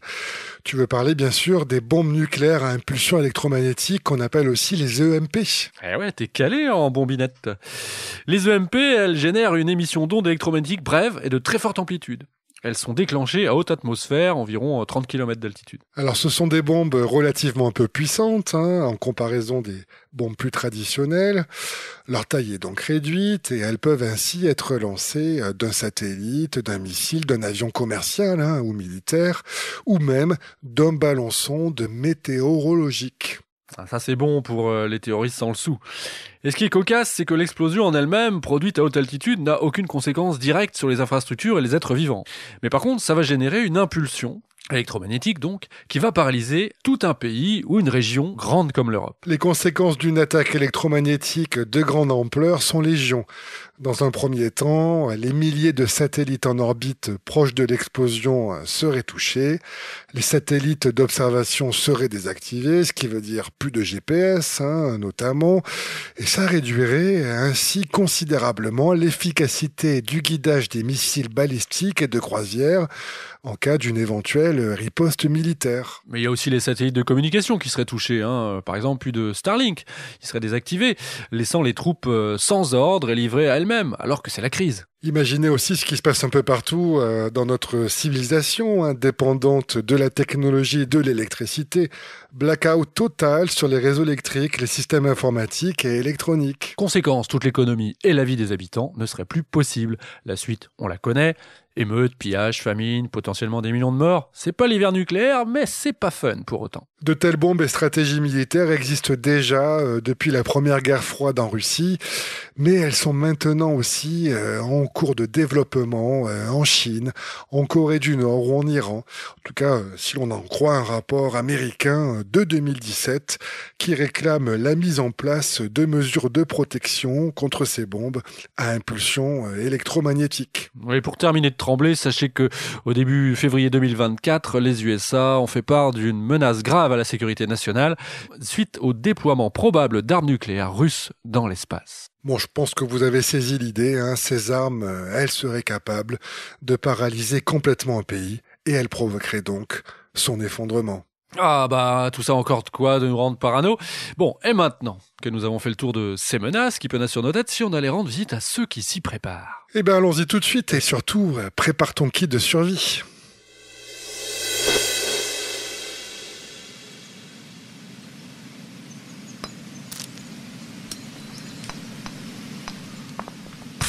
J'y arrive pas, jamais je ferai partir un feu avec 2 silex, quoi. C'est pas pour rien qu'on a inventé les allumettes. Enfin, dans le futur, plus d'usines, plus de soufre sur les allumettes. Il va donc falloir se débrouiller, mon gars. Bah écoute, on mangera à froid et puis voilà. Ouais, ok. Bah tiens, manger quoi d'ailleurs? Bah écoute, midi pas grand chose en fait parce que tu vois, j'ai rien pêché. J'ai perdu le seul ver de terre en fait que j'avais en 2 minutes. Plus rien au bout de ma ligne. J'ai du mal à accrocher l'hameçon. Désolé. Désolé, quoi, mais c'est pas vrai, on va pas survivre dans ces conditions. Oh, mais c'est bon, on a qu'à aller demander aux autres. Encore, ça fait 2 jours qu'on est là, dans ce stage survivaliste, et tous les repas, on va quémander de la bouffe aux autres. C'est pas sérieux. Non, mais ça nourrit son bonhomme. Ouais, ok. Le jour de l'effondrement, tu vas dire quoi aux gens, hein? Qu'est-ce que t'as à offrir en échange de nourriture, toi? Je sais pas, moi, un cours sur les mœurs reptiliennes, un topo sur les ovnis, sur les théories du complot autour du 11 septembre. Hein. Je sais jamais, ça peut peut-être être utile tout ça. N'importe quoi, ce sera trop tard. Oh, ça va, hein. De toute façon, dès que tu bouffes pas tous les 3 heures, tu deviens insupportable. J'y peux rien, moi je suis pas fait pour l'effondrement. L'hypoglycémie, ça joue sur mon humeur. Ouais, bah, toi qui me parles tout le temps de décroissance, tu devrais commencer par toi-même. Hein. Le mec, quoi. Il confond survivalisme et séjour gastronomique, franchement. Ouais, c'est bon, moi j'ai compris. Ça va. Mais pars pas, putain, reviens sérieux, quoi. Arrête de faire ton cinéma, là, tu vas où, là? À me construire un abri anti-atomique, mais d'une seule place. Ouais, ben. On verra ce que tu feras tout seul. Tous parano. Vous connaissez les survivalistes qui s'entraînent dans les bois à faire du feu ou trouver de quoi se nourrir dans les bosquets.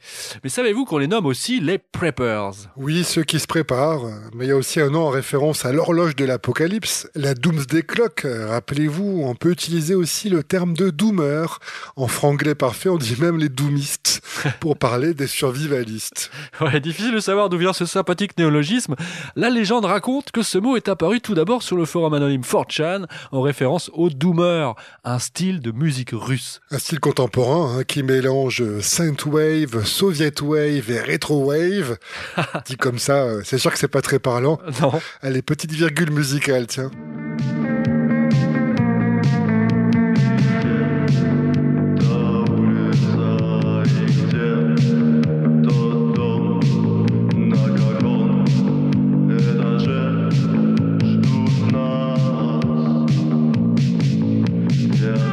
Ah ouais, ok, un peu désenchanté, quoi, comme nos preppers.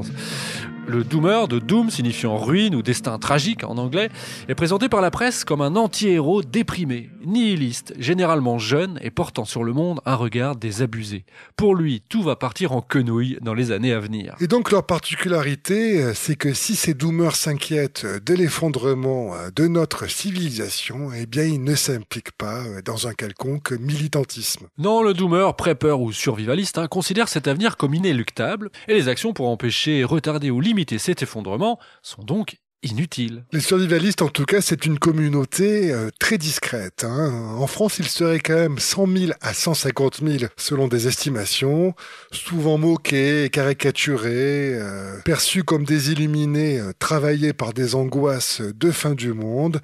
Ils font souvent, il faut bien le dire, profil bas. Oui, en attendant l'heure du jugement dernier, et si ce jour sera funeste pour l'humanité, pour les doomers, ce sera une revanche.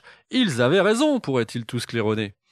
Mais déjà, peu à peu, ils sortent du bois médiatique, livres et stages de survie se multiplient, et puis il y a le salon consacré chaque année au mouvement à Paris qui attire les foules. L'anthropologue Mathieu Burgalassi en a fait son sujet de thèse.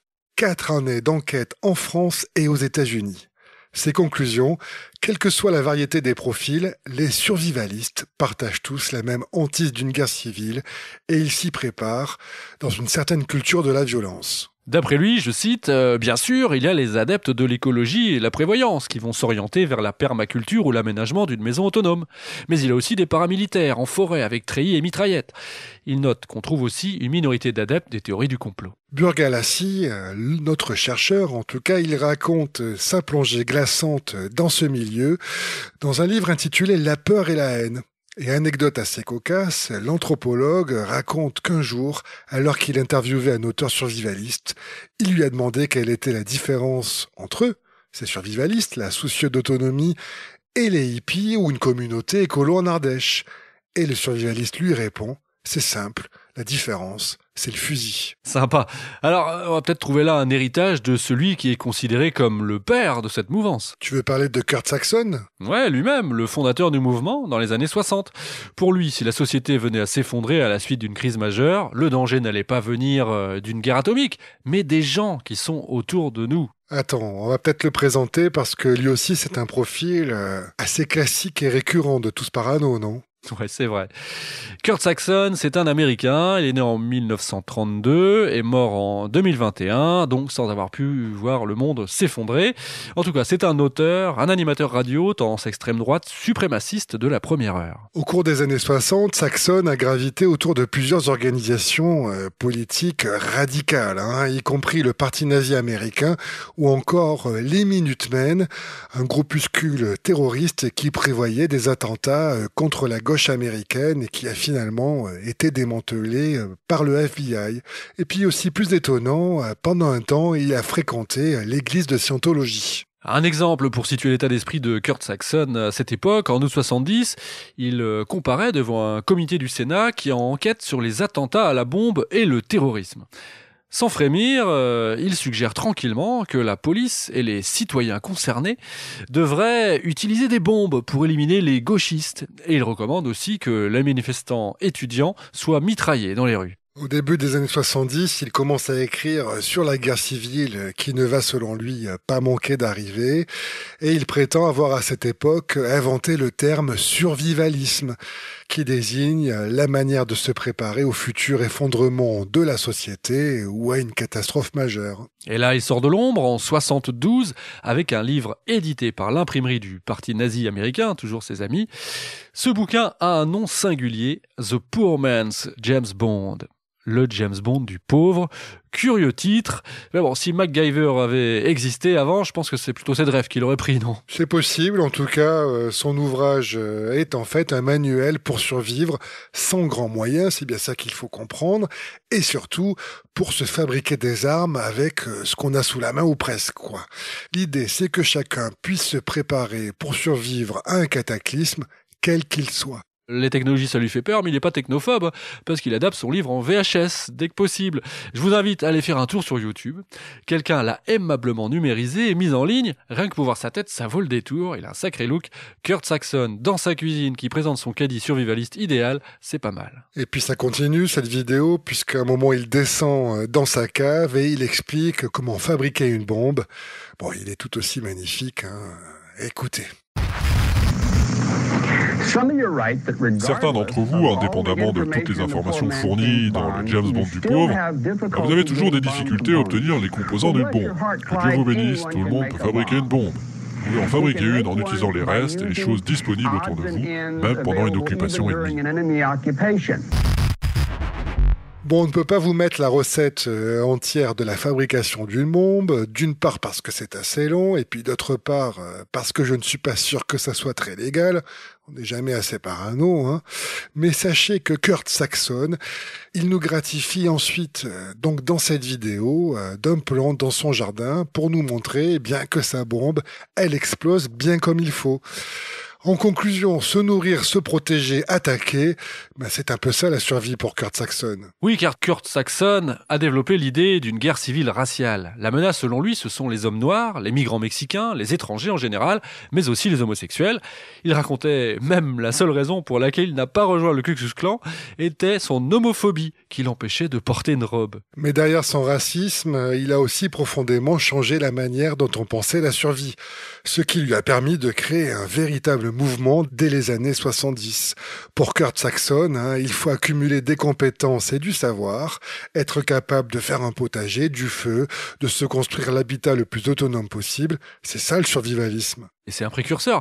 C'est assez étonnant, cette vision a vraiment essaimé, mais aucun des survivalistes d'aujourd'hui qui lui ont succédé ne souhaite lui reconnaître la paternité de ces idées-là. Kurt Saxon s'est fait effacer du mouvement qu'il a créé, mais l'obsession de la guerre civile est restée, ainsi que ses livres. Et ses VHS, donc. En tout cas, il semble que la culture de la violence et des armes soit bel et bien restée dans l'esprit survivaliste. Un autre exemple de ce qu'a pu voir l'anthropologue Mathieu Burgalassi est assez édifiant. Écoutez bien, il raconte que lors de son premier stage de survie en France, on lui a appris à égorger des gens, à fracturer une gorge avec un bâton, à étrangler avec des lacets. Dans un autre stage, 2 participants ont été obligés de se battre à main nue jusqu'au sang.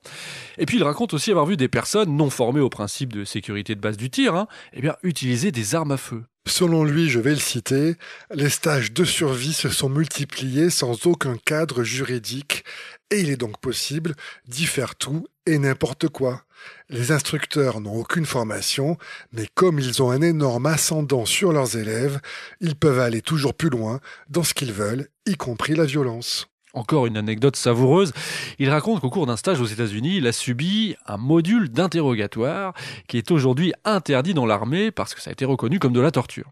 Il raconte « Menotté avec un sac sur la tête, on nous a balancé de l'eau froide dessus alors qu'il faisait 0 degré, avant de nous donner des coups de taser et de nous étouffer en tirant sur le sac et en y versant de l'eau. Le tissu mouillé sur les voies respiratoires crée une sensation immédiate de noyade. J'en ai perdu connaissance. » Et c'est ainsi que Mathieu Burgalassi explique que ces survivalistes, s'ils sont prêts à supporter ce niveau de violence, c'est qu'ils sont prêts à la faire subir à d'autres. D'autres qu'il jugerait bien entendu hostiles. Et lui, il appelle ça le processus de brutalisation. Et on peut déjà noter dans l'actualité quelques frémissements.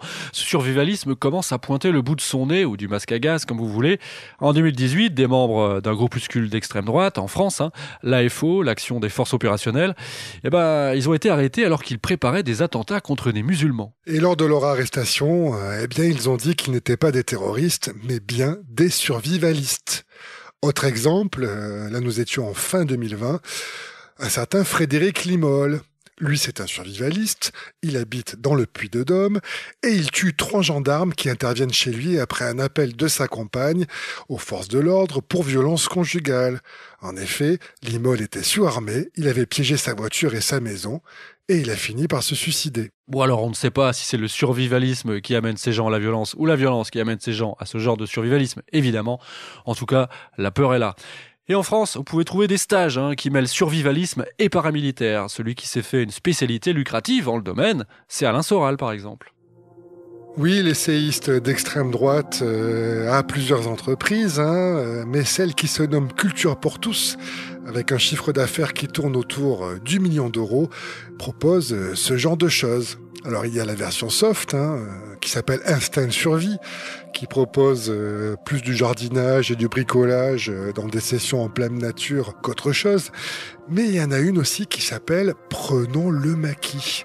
Et quand on voit les vidéos de promotion, c'est assez clair ce qui est proposé. Oui, on apprend à se battre, à tenir des armes avant de se retrouver autour d'un feu de camp. Et sur le site internet, à côté d'articles de camping, de kits de survie et autres livres de conseils pour survivalistes, Prenons le maquis entend, je cite, valoriser l'image d'un homme qui, aussi intégré soit-il à la vie moderne, demeure authentiquement libre et capable de s'adapter à l'urgence et à une existence plus frugale. Pour ce business du survivalisme tendance complot droitier, Alain Soral fait aussi appel à un certain Piero San Giorgio, un intervenant régulier dans ses stages ou ses conférences. Alors lui, si on en parle, c'est peut-être parce que c'est le survivaliste le plus fameux du monde francophone. Présentons-le. Réseaux sociaux, livres, podcasts, conférences, il est partout dès qu'il est question de survivre dans un monde qui s'effondre et hostile. Piero San Giorgio, lui, il est suisse. Il est né à Milan et il a un peu plus de 50 ans. Son vrai nom, c'est Piero Fallotti. C'est un homme d'affaires au départ, spécialiste en marketing, consultant en informatique. Il a été cadre chez Oracle, le géant américain spécialiste du big data. Il a aussi travaillé chez un autre monstre de l'informatique et dans des boîtes financières. Et puis, il a été aussi officier 2010 dans l'armée suisse. Et puis en 2011, il sort un livre sous un pseudo, son pseudo, Piero San Giorgio. L'ouvrage est intitulé « Survivre à l'effondrement économique ». Et il y développe la thèse d'un effondrement énergétique, écologique, financier, politique, social et économique, donc, menant à un état de guerre généralisé pour 2025. Oh, ça se rapproche. Et son livre se vend bien, plusieurs dizaines de milliers d'exemplaires. Mais bon, le truc, c'est que Piero San Giorgio, il aime aussi les armes.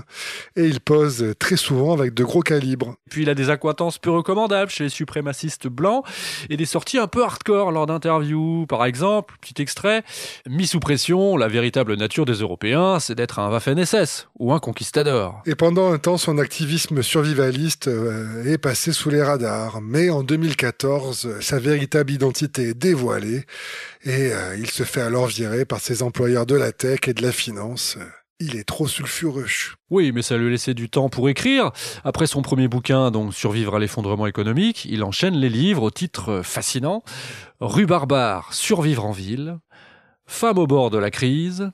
Survivre aux événements nucléaires, radiologiques, biologiques et chimiques. Et puis le dernier, Survivre à la peur, dont le premier tome vient juste de sortir en 2024. Et pour vendre ses ouvrages, il fait des conférences, des cours en visio payants sur son site, et il est assez actif sur les réseaux. Il publie des sortes de billets d'humeur, et en profite évidemment pour faire la promo de ses bouquins.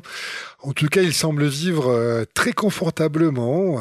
Voici par exemple un extrait d'un reel filmé à Megève. Il se trouve dans un téléphérique, et comme vous allez l'entendre, il est complètement en roue libre.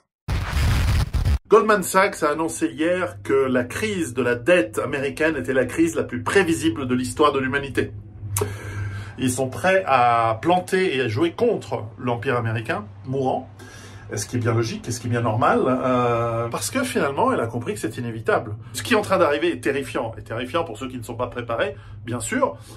Il sera un petit peu effrayant pour ceux qui sont préparés aussi, comme moi, parce que quand même, la fin des États-Unis, ça va être la guerre civile, ça va être les émeutes, ça va être la fin de tout ce qui est hygiène dans toute la zone euro, dans toute l'Europe, ça va être le bordel, les émeutes ethniques, les viols de masse, les nettoyages ethniques. Enfin, vous allez y avoir droit, les mecs. Et on va tous y avoir droit. Donc il faut se préparer.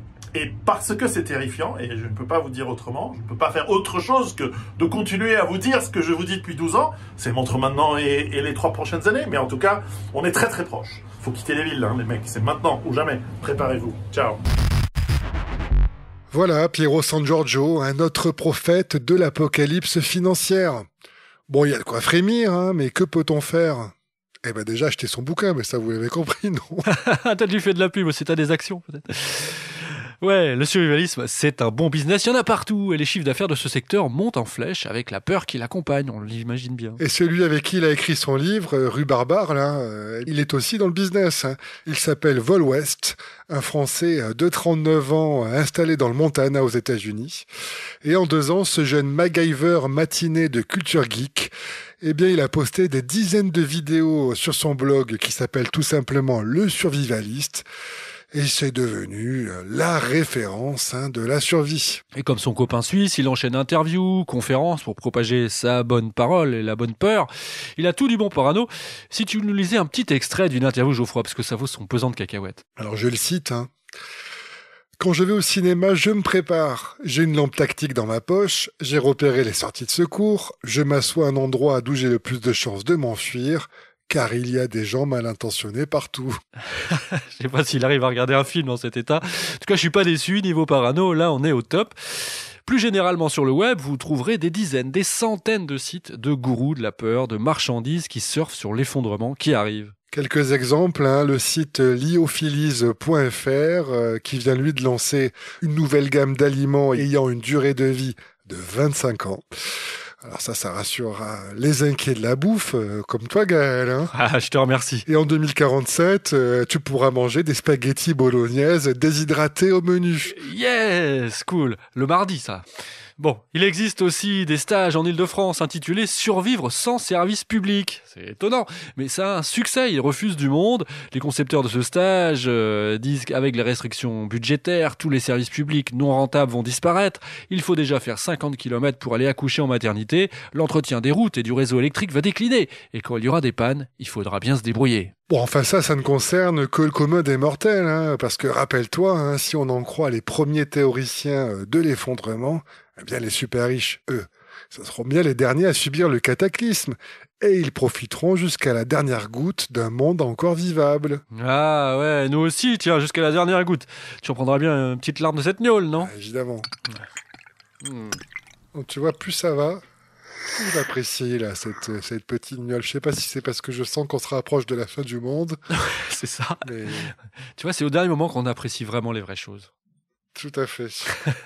Tous parano.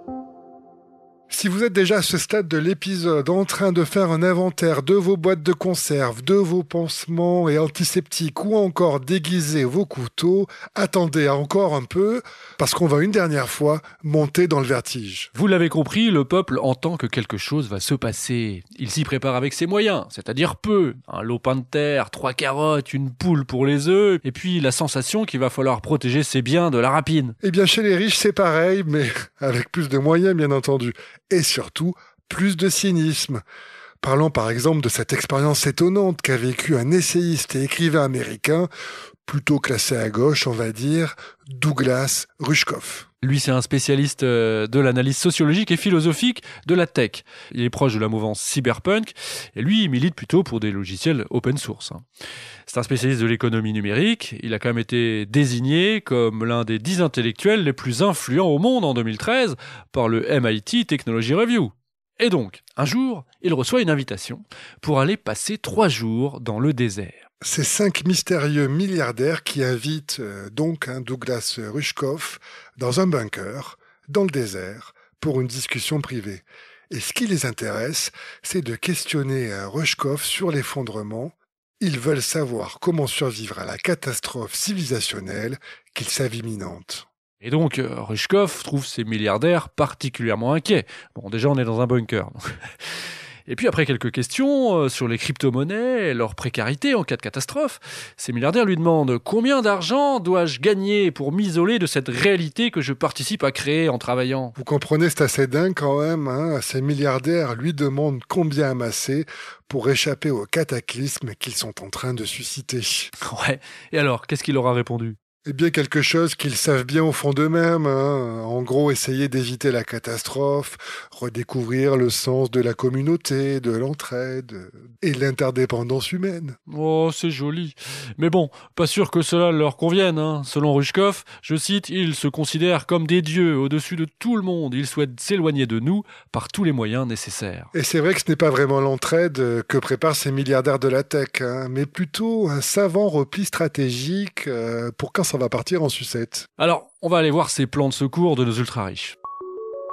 On commence avec Peter Thiel, le fondateur de PayPal. Vous savez, on en a pas mal parlé de lui avec l'adrénochrome, parce qu'il propose de rajeunir avec des transfusions de plasma aussi. Alors lui, il a acheté des terres reculées dans la campagne de Nouvelle-Zélande. Il a même d'ailleurs obtenu la nationalité pour pouvoir s'y installer au cas où. Mais il n'est pas le seul, car au cours des 6 dernières années, c'est près de 1000 étrangers qui ont acquis une résidence dans des programmes de construction pour lesquels le ticket d'entrée dépasse quand même le $1 million. Rien qu'entre 2015 et 2016, il y a eu 4 fois plus d'arrivées que par le passé. Il y a comme une panique, quoi. Oui, un peu à la manière dont la Suisse pouvait autrefois attirer les Américains sur la promesse du secret bancaire. La Nouvelle-Zélande offre la sécurité et l'éloignement. Mais certains choisiraient l'Europe du Nord. Oui, c'est ce qu'on a pas mal entendu, mais c'est peut-être une légende, ça, qui a été lancée par François Ruffin en 2019, à la sortie de son livre, dans lequel il prétendait que la Norvège, notamment, était assaillie de milliardaires californiens cherchant des terres viables pour se préparer à l'après-changement climatique. Oui, certains parlent aussi de la terre de feu en Argentine ou de certaines régions de la Russie, telles le Kamtchatka. Bref, des zones qui seront probablement moins impactées par les bouleversements climatiques auxquels on peut s'attendre. Ce dont on est certain, c'est que Jeff Bezos, le patron d'Amazon, a acheté son espace à lui sur Creek Island, c'est pas loin de Miami. C'est une presqu'île de milliardaires, seulement accessible par un pont, et très bien gardé. Un lieu qui connaît des règles strictes d'ailleurs depuis sa construction. Oui, tu fais allusion par exemple au parcours de golf qui était interdit aux Noirs et aux Juifs jusqu'en 2000. Oui, ça c'est strict. Ouais. Enfin, en tout cas, ce qui nous intéresse pour le coup, c'est que cette île est surnommée Bunker Island. Tout est dit. Tom Brady, le célèbre quarterback de football américain, Ivanka Trump ou encore Jared Kushner sont également de la partie. Mais bon, tu vois, c'est assez près de la ville et des fauteurs de troubles. Moi, je pense plutôt que la meilleure fuite pour nos milliardaires, ça serait plus au large encore. Ah, par exemple comme Lanai, la plus petite île hawaïenne au large de Maui. Elle est maintenant presque entièrement détenue par le milliardaire et fondateur d'Oracle, Larry Ellison. Tiens, Oracle, on en parlait tout à l'heure. Mais il y a aussi le plus fameux des nouveaux arrivants dans le bel et vaste archipel du Pacifique, le créateur de Facebook, Mark Zuckerberg, bien sûr. Ah oui, ce sera pas facile de venir lui piquer un rouleau de PQ à lui, hein. C'est aussi sur une île de l'archipel d'Hawaï que ça se passe. Mais pas facile de savoir ce qu'il prépare, parce qu'il fait signer un contrat de confidentialité à tous ceux qui travaillent à la construction de son palais bunkerisé. La revue Wired a enquêté quand même et a eu l'information que la propriété de Zuckerberg, donc connue sous le nom de Koolau Ranch, comprendra, si on s'en fie à ses plans, un abri souterrain de 500 mètres carrés et elle disposera de ses propres sources d'énergie et de nourriture. Tout ça, bien sûr, à un coût de 270 millions de dollars. Une vraie maison de parano. Il y a des caméras partout, selon un anonyme qui a fait des travaux là-bas. Et les documents le prouvent, hein. Plus de 20 caméras sont par exemple incluses dans les plans d'un seul petit bâtiment. La plupart des portes du complexe sont insonorisées et puis souvent cachées, des portes aveugles conçues pour imiter le design des murs d'enceinte. La porte de l'abri souterrain sera par exemple construite en métal et remplie de béton, un style courant dans les bunkers et les abris anti-aériens. Mais bon, Zuckerberg aime les cachettes.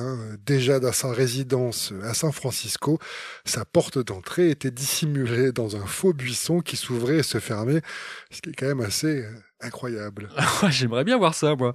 Bon, et comme tout le monde n'est pas multimilliardaire, comme Zuckerberg ou Bezos, sachez, vous qui nous écoutez, qui n'êtes peut-être que multimillionnaire, eh bien, il y a des solutions pour vous qui sont proposées. On vous le dit tout de suite, l'air sera peut-être un peu moins pur qu'au large du Pacifique, mais bon, en cas de catastrophe naturelle, ça sera quand même pas mal, puisque ça a été à la base construit pour ça, les bunkers. Oui, c'est aussi terrifiant que fascinant. Il y a tout un business du bunker pour ultra-riches qui se porte bien en ce moment. Avec un de ses entrepreneurs qui s'appelle Larry Hall. Lui, il a transformé une base de missiles désaffectée au Kansas en un immeuble de 15 étages dans la terre. 12 appartements au total pour un prix de départ de 1,3 million de dollars. Tout a été vendu quasiment instantanément. Selon Hall, la principale difficulté du projet, c'est d'arriver à supporter la vie souterraine. Alors, il a étudié comment éviter la dépression, notamment en jouant sur l'éclairage. Autre problème, prévenir les départs inopinés. Il a mis en place toute une répartition des tâches ménagères à tour de rôle parmi les différents copropriétaires. Enfin, l'idée, c'est de simuler le plus possible la vie à l'air libre. Ah oui, c'est merveilleux. Les murs des appartements sont munis de fenêtres LED qui diffusent une vidéo des prairies avoisinantes. Alors, s'ils préfèrent autre chose, les propriétaires peuvent choisir un paysage de forêt, de pins ou tout autre panorama. Par exemple, une potentielle résidente new-yorkaise, elle a souhaité une vidéo de Central Park et de son atmosphère sonore. De nuit comme de jour et aux 4 saisons, elle voulait tous les sons, les taxis et les klaxons. L'illusion d'un monde qui continue à la surface, c'est génial. Pareil à Las Vegas, un bunker construit par le ponte des cosmétiques Avon et qui est en vente, si ça vous intéresse, pour 18 millions de dollars. On peut citer aussi la société américaine Vivos, qui vend partout dans le monde des appartements souterrains de luxe ultra sécurisés, parfois dans d'anciens bunkers réaménagés. La société, sur son site internet, dit que quelle que soit la menace, nos abris sont construits et conçus pour résister à tout. Du déplacement des pôles, aux super-éruptions volcaniques, aux éruptions solaires, aux tremblements de terre, aux tsunamis, aux pandémies, aux frappes d'astéroïdes, aux explosions nucléaires, aux catastrophes biologiques ou chimiques, au terrorisme. Alors vraiment, si vous avez 5 minutes, on vous conseille vivement d'aller sur le site de ces promoteurs de l'apocalypse, parce que c'est quand même assez édifiant. Vous avez par exemple le site d'une compagnie qui s'appelle Survival Condo, ou mieux encore celui d'une entreprise suisse qui s'appelle Oppidum et qui propose elle aussi aux plus riches et angoissés des résidences souterraines fortifiées ultra luxe, totalement sécurisées, aménagées et entièrement sur mesure. Leur promesse, vous pouvez être sûr que vous, votre famille et vos biens les plus précieux avez un endroit sûr et confortable à portée de main, aussi longtemps que vous en avez besoin, quoi qu'il arrive dans le monde extérieur.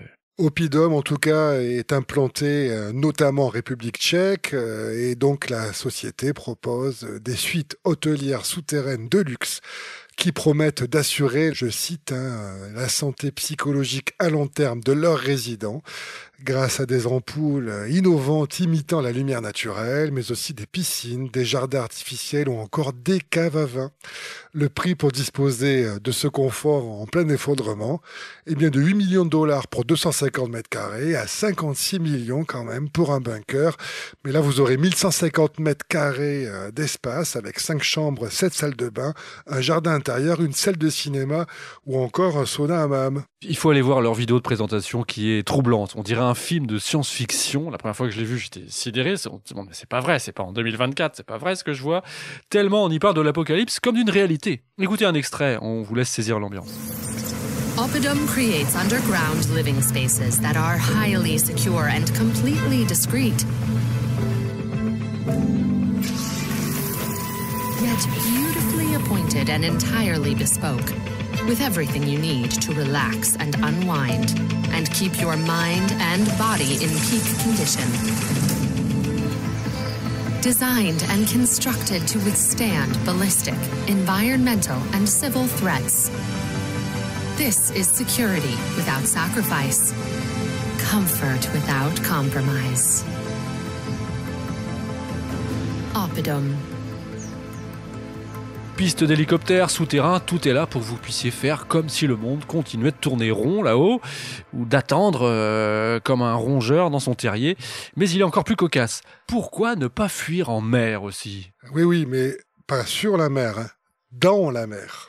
Parce qu'il y a aussi la possibilité d'investir dans le sous-marin géant baptisé Migaloo 5, un engin de 165 mètres de long, qui pourra naviguer à 240 mètres de profondeur et rester immergé pendant un mois. Migaloo sort l'artillerie lourde pour vendre son rêve en présentant son engin comme un sanctuaire face à l'incertitude.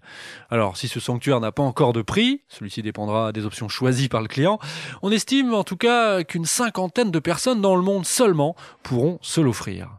J'espère en tout cas pour ces riches parano que l'effondrement n'arrivera pas trop vite puisqu'un délai de 4 à 7 ans est annoncé pour la construction de ce sous-marin. Enfin, en tout cas, si ces investissements vous intéressent, c'est un conseil qu'on peut vous donner. Attention à ne pas acheter n'importe où. Geoffroy, conseiller immobilier en effondrement. Oui, mais c'est parce que tu as lu une étude récente dans le New York Post, toi. La Nouvelle-Zélande, donc, c'est au top. L'Australie aurait aussi de bonnes chances de survivre à la fin du monde. Les îles Vanuatu, les îles Salomon, ça c'est pour le Pacifique. Mais il y a l'Islande aussi, ou encore l'Alaska, qui ferait partie de ces endroits les plus résistants. Je cite l'étude. Voilà, pas de montée des eaux, apparemment, c'est les îles. Bref, tout ça n'est pas très rassurant, et de se rendre compte que les petits comme les grands de ce monde se préparent à l'effondrement, eh bien ça a de quoi nous rendre tous parano.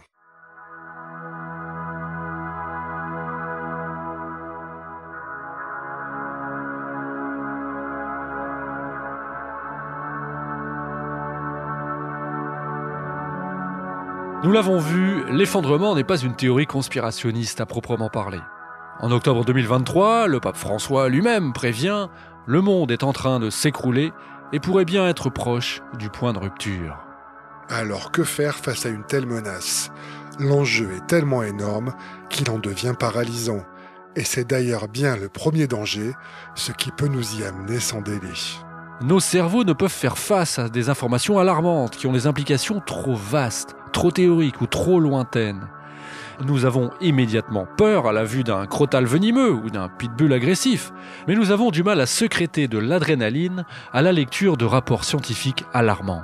Nous tenons la catastrophe pour impossible, alors que dans le même temps, de nombreuses données l'estiment vraisemblable, et même certaines ou quasi certaines.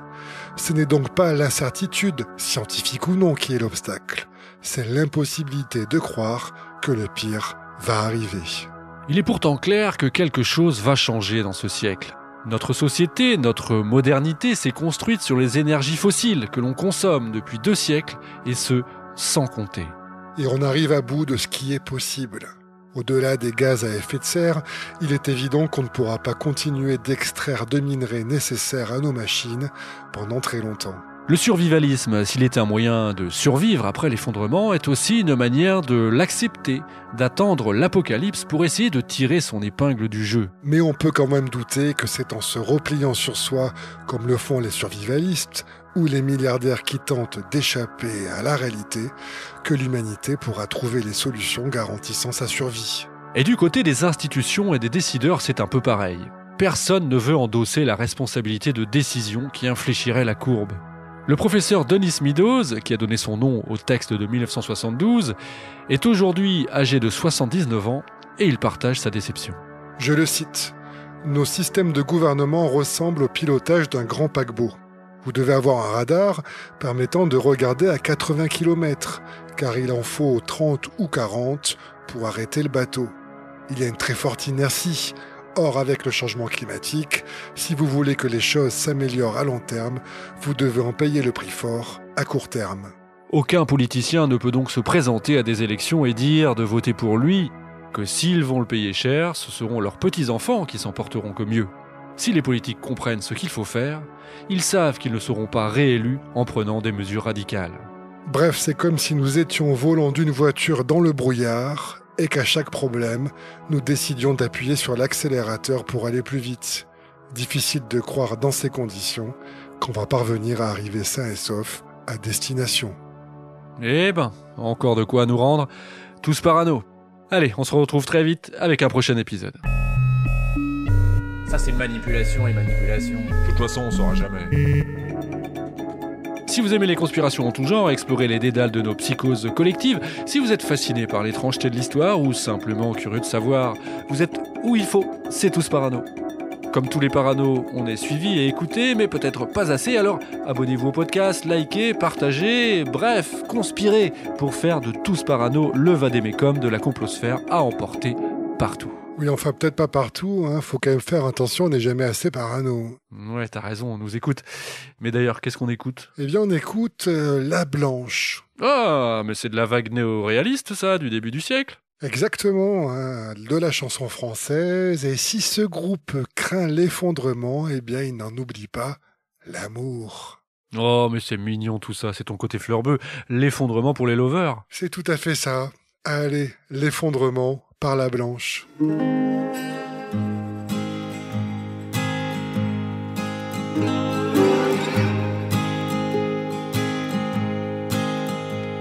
Allez, viens dans ma cabane, tout là-haut sur la montagne, dans la jolie clairière bien au calme. On ira se promener dans les bois et dans les prés, on ne parlera pas du passé. On vivra de rien du tout, mais quand on s'aime, on s'en fout. Être amoureux, c'est déjà beaucoup. On fera un petit jardin avec des poules et des lapins, vers la source entre les grands sapins. On aura des provisions, des armes et des munitions, et tout ce qu'il faut pour tenir bon. On vivra de rien du tout, mais quand on s'aime, on s'en fout. Être vivant, c'est déjà beaucoup. Tu sais, le monde peut bien s'écrouler, ça ne m'empêchera pas de t'aimer.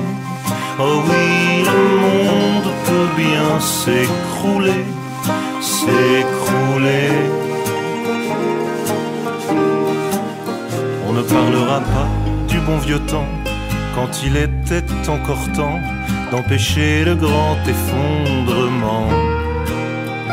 Quand on criait dans le désert, mais puisqu'on n'a rien pu faire, il ne restera plus qu'à se taire. Il n'y aura plus rien du tout, mais quand on s'aime, on s'en fout. Être vivant, c'est déjà beaucoup. Tu sais, le monde peut bien s'écrouler, ça ne m'empêchera pas de t'aimer. Oh oui, le monde peut bien s'écrouler, s'écrouler.